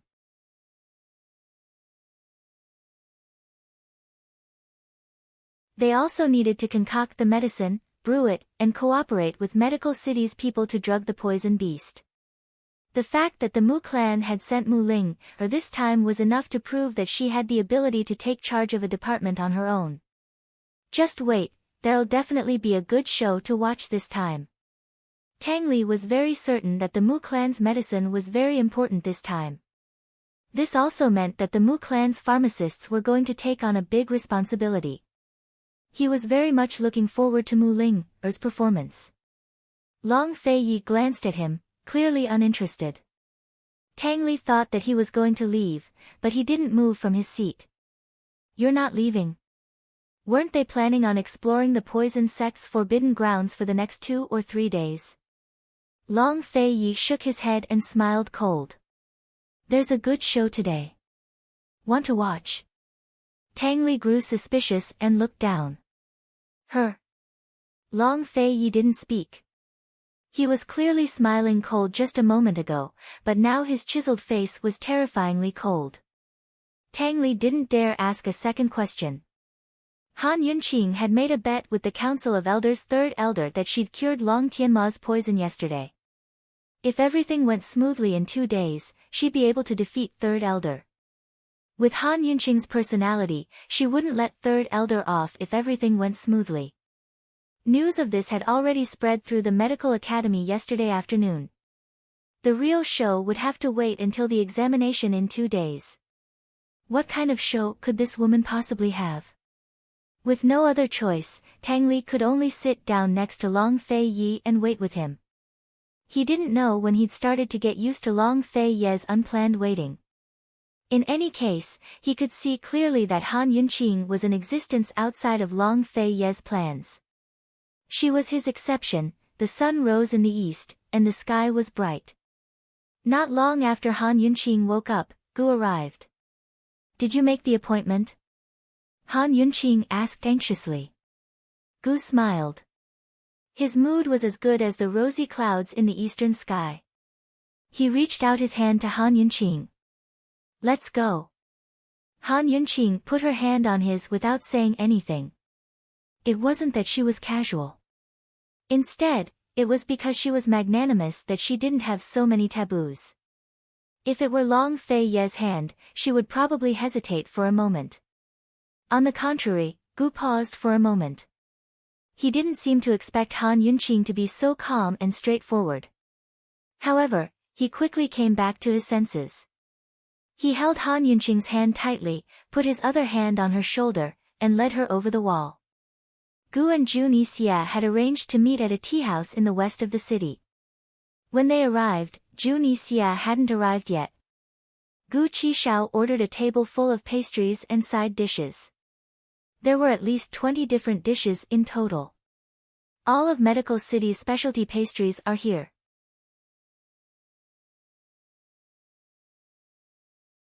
Eat slowly, Jun Yixia won't be here so early. Although she wasn't afraid of meeting the person who had kidnapped her again and again, she couldn't help but feel nervous. At this time, Han Yunqing didn't have much of an appetite. However, she casually glanced at the pastries on the table and found that these pastries were more or less the same as the ones Long Fei Yi ordered at the inn that night. "You must try these when you come to Medical City. Try these. It's said that they're the favorite of you women." Gu attentively put a large plate of pastries on Han Yunqing's plate. Han Yunqing stared blankly. "Long Fei, did you prepare all the delicacies on the table that night as well?" Seeing Han Yunqing's strange expression, Gu hurriedly asked, "Are you not feeling well?" Han Yunqing didn't answer him and buried her head in the food. Liking someone was so inexplicable that you suddenly missed him so much. Liking someone was so unreasonable that you clearly wanted his company, but you wouldn't ask. Gu was puzzled. He sat down next to Han Yunqing, supported his head with one hand, and tilted his head to look at her. From the first time he met this girl in the cave until now, they were either laughing or pretending to be serious. However, this time, Gu could see that this girl really had something on her mind. "Poison girl, what's wrong?" he asked seriously. Han Yunqing didn't reply, but continued to eat in big bites. "Did someone bully you after I left last night?" Gu didn't realize that he was really anxious. Han Yunqing didn't answer and almost choked on her food. After drinking a few mouthfuls of water, she changed the topic. "Jun Yixia is also in Medical City." She thought that they would have to travel a bit today, but she didn't expect that Jun Yixia was in Medical City. The kidnapping attempt was unsuccessful. Could it be that this guy was lurking in Medical City and was about to take action? "What's wrong with you?" Gu was serious. Han Yunqing took a piece of pastry and stuffed it into his mouth. No matter how you looked at it, this action was incomparably intimate. However, only Gu knew that Han Yunqing's hand was so strong that he almost choked. "Try it. This green bean sorbet is the best. I like it." Han Yunqing smiled beautifully. Gu tried hard to swallow the food in his throat. Just as he was about to speak, someone knocked on the door. Jun Yixia, as promised.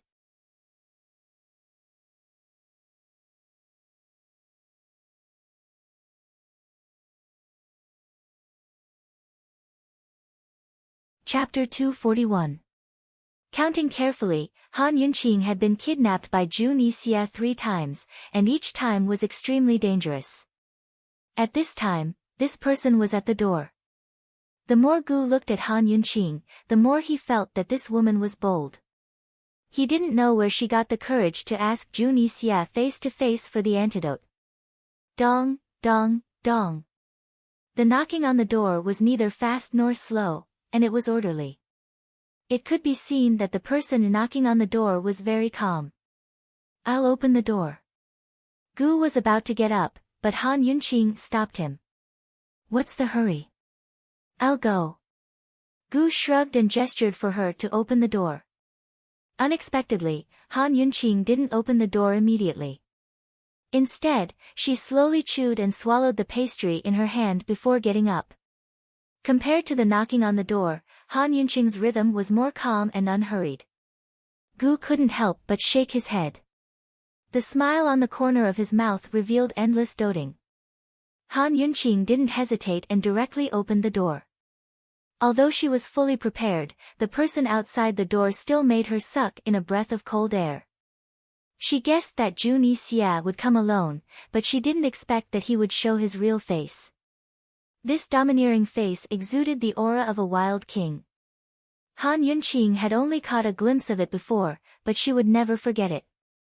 Last time, she didn't see wrong. There was a blood-red eyebrow nail embedded in the corner of his right eyebrow. Under the cover of his fine bangs, she couldn't see what kind of totem it was.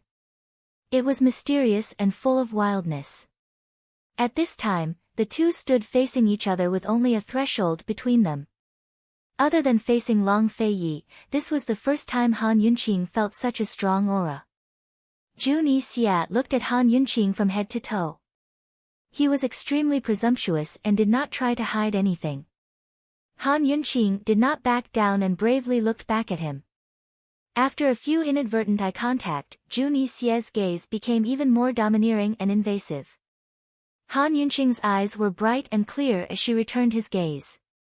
She did not know that her aura at this moment was actually not weaker than the man in front of her. The two of them were silent, and the whole world seemed to have quieted down. The atmosphere was tense. Behind Han Yunqing, Gu had already grasped the hilt of his sword. Danger was imminent. However, Han Yunqing suddenly smiled. It is my honor to have Your Highness Duke Kong grace me with his presence. It is my honor to receive Qin Wangfei's invitation, Jun Xia quickly responded. Even when he smiled, he looked like a demon, without any hint of a smile. Please. Han Yunqing was natural and unrestrained, and her smile was especially beautiful. She had calculated that when she took the initiative to invite him, Jun Xia was still a man and the dignified Duke of Northernly. He still had some magnanimity.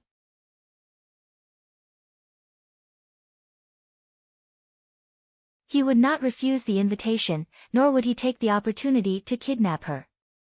Jun Xia strode in and glanced at Gu from the corner of his eyes. He did not take him seriously. Even though he was here, he still wanted to kidnap Han Yunqing. This woman was really too useful to him. However, he would not do that. This woman dared to disregard former enmity and take the initiative to invite him. If he did not have the magnanimity to take the opportunity to kidnap her, wouldn't he be worse than a woman? Your Highness Duke Kong, I think you also know why I invited you. Han Yunqing went straight to the point. Long Tianma's life was in danger, and there were only 2 days left until the bet. She did not have much time to waste here. Jun Xia had poisoned Long Tianma and sent him back to Medical City. Wasn't he the one who wanted to make things difficult for her? Unexpectedly, Jun Xia was not happy at all. He sat down at the tea table and leisurely brewed tea. This duke does not know. He had always been straightforward and did not like to dawdle. However, this time, he was facing Han Yunqing. It was rare for him to have the patience to slowly chat. Han Yunqing hated this kind of pretense the most. Seeing that Jun Xia was leisurely pouring tea, she pressed down on the teacup and said very directly, Duke Kong, the poison in Long Tianma's body is concentrated in the joints of his body. This poison was cultivated in Medicine City's poison pool, correct? As soon as she said this, a trace of surprise flashed through Jun Xia's eyes. He knew of Han Yunqing's abilities. It was normal for this woman to be able to find out that Long Tianma's poison was concentrated in his joints. However, how could she be so sure that the poison was cultivated in Medicine City's poison pool? Although he was surprised, Jun Yixia was determined to waste time here with Han Yunqing. He frowned slightly. Qin Wangfei, this duke does not understand what you are saying. Does not understand? Han Yunqing hated this kind of meaningless hypocrisy. Wasn't it boring? She slowly narrowed her eyes and directly threw out a heavy bomb. Your Highness Duke Kong, what do you think of exchanging Long Tianma's life for a bottle of poison pool water? As soon as these words came out, Jun Yixia could not hold back at all. He abruptly raised his eyes to look at her, a sharp light shooting out from his eyes. It was clear that he was shocked. But speaking of which, anyone who knew about the poison pool in Medicine City's medicine forest would be shocked to hear Han Yunqing's words. It had to be known that even now, the three great clans of Medicine City still did not understand how such a large pool of poison water had disappeared. That night, although Jun Yixia was injured and left first, the Mu clan was still present. That large pool of poison water had indeed disappeared into thin air. Long Fei Yi and Han Yunqing did not have the chance to touch the poison pool.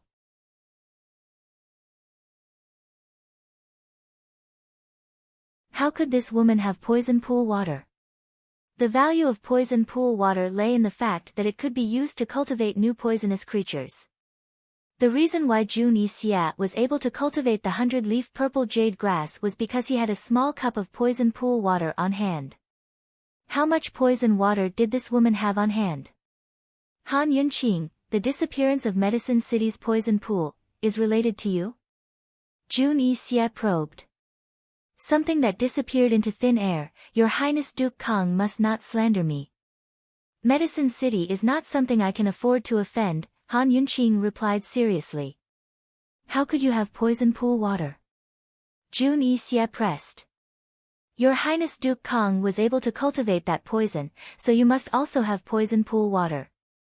In that case, the disappearance of the poison pool water is also related to you? Han Yunqing blinked her eyes and asked seriously. That innocent expression of hers was enough to make one anxious to death. Gu, who had been listening from the side, couldn't help but rub his chin. Medicine City's poison pool water. So this woman had such a valuable bargaining chip in her hands. No wonder she had the confidence to meet with Jun Yixia. Originally, Han Yunqi had a request to make of Jun Yixia, but now it seemed that Jun Yixia had a request to make of Han Yunqing. Jun Yixia was rendered speechless by Han Yunqing's rhetorical question. He finally stopped beating around the bush and asked seriously, how can I be sure that you really have poison pool water in your hands? As soon as she heard this, Han Yunqing knew that Jun Yixia was moved. There was hope in this deal. This time, Han Yunqing was no longer anxious with Jun Yixia. She sat back down and imitated Jun Yixia's earlier demeanor, calmly pouring tea.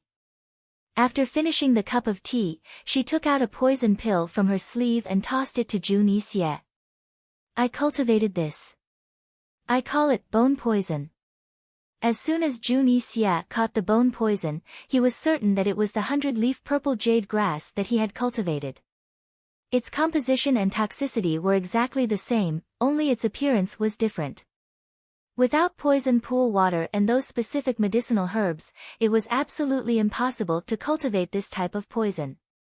Han Yunqing definitely had poison pool water in her hands, as well as the medicinal herbs that he had spent great effort to collect.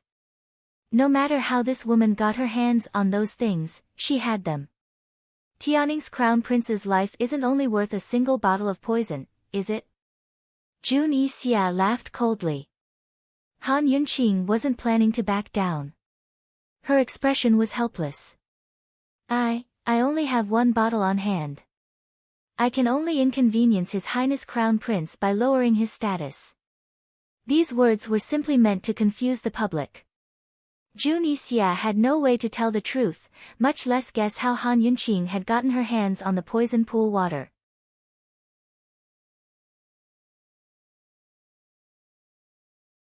Of course, Zhu Nixia wasn't someone easy to deal with.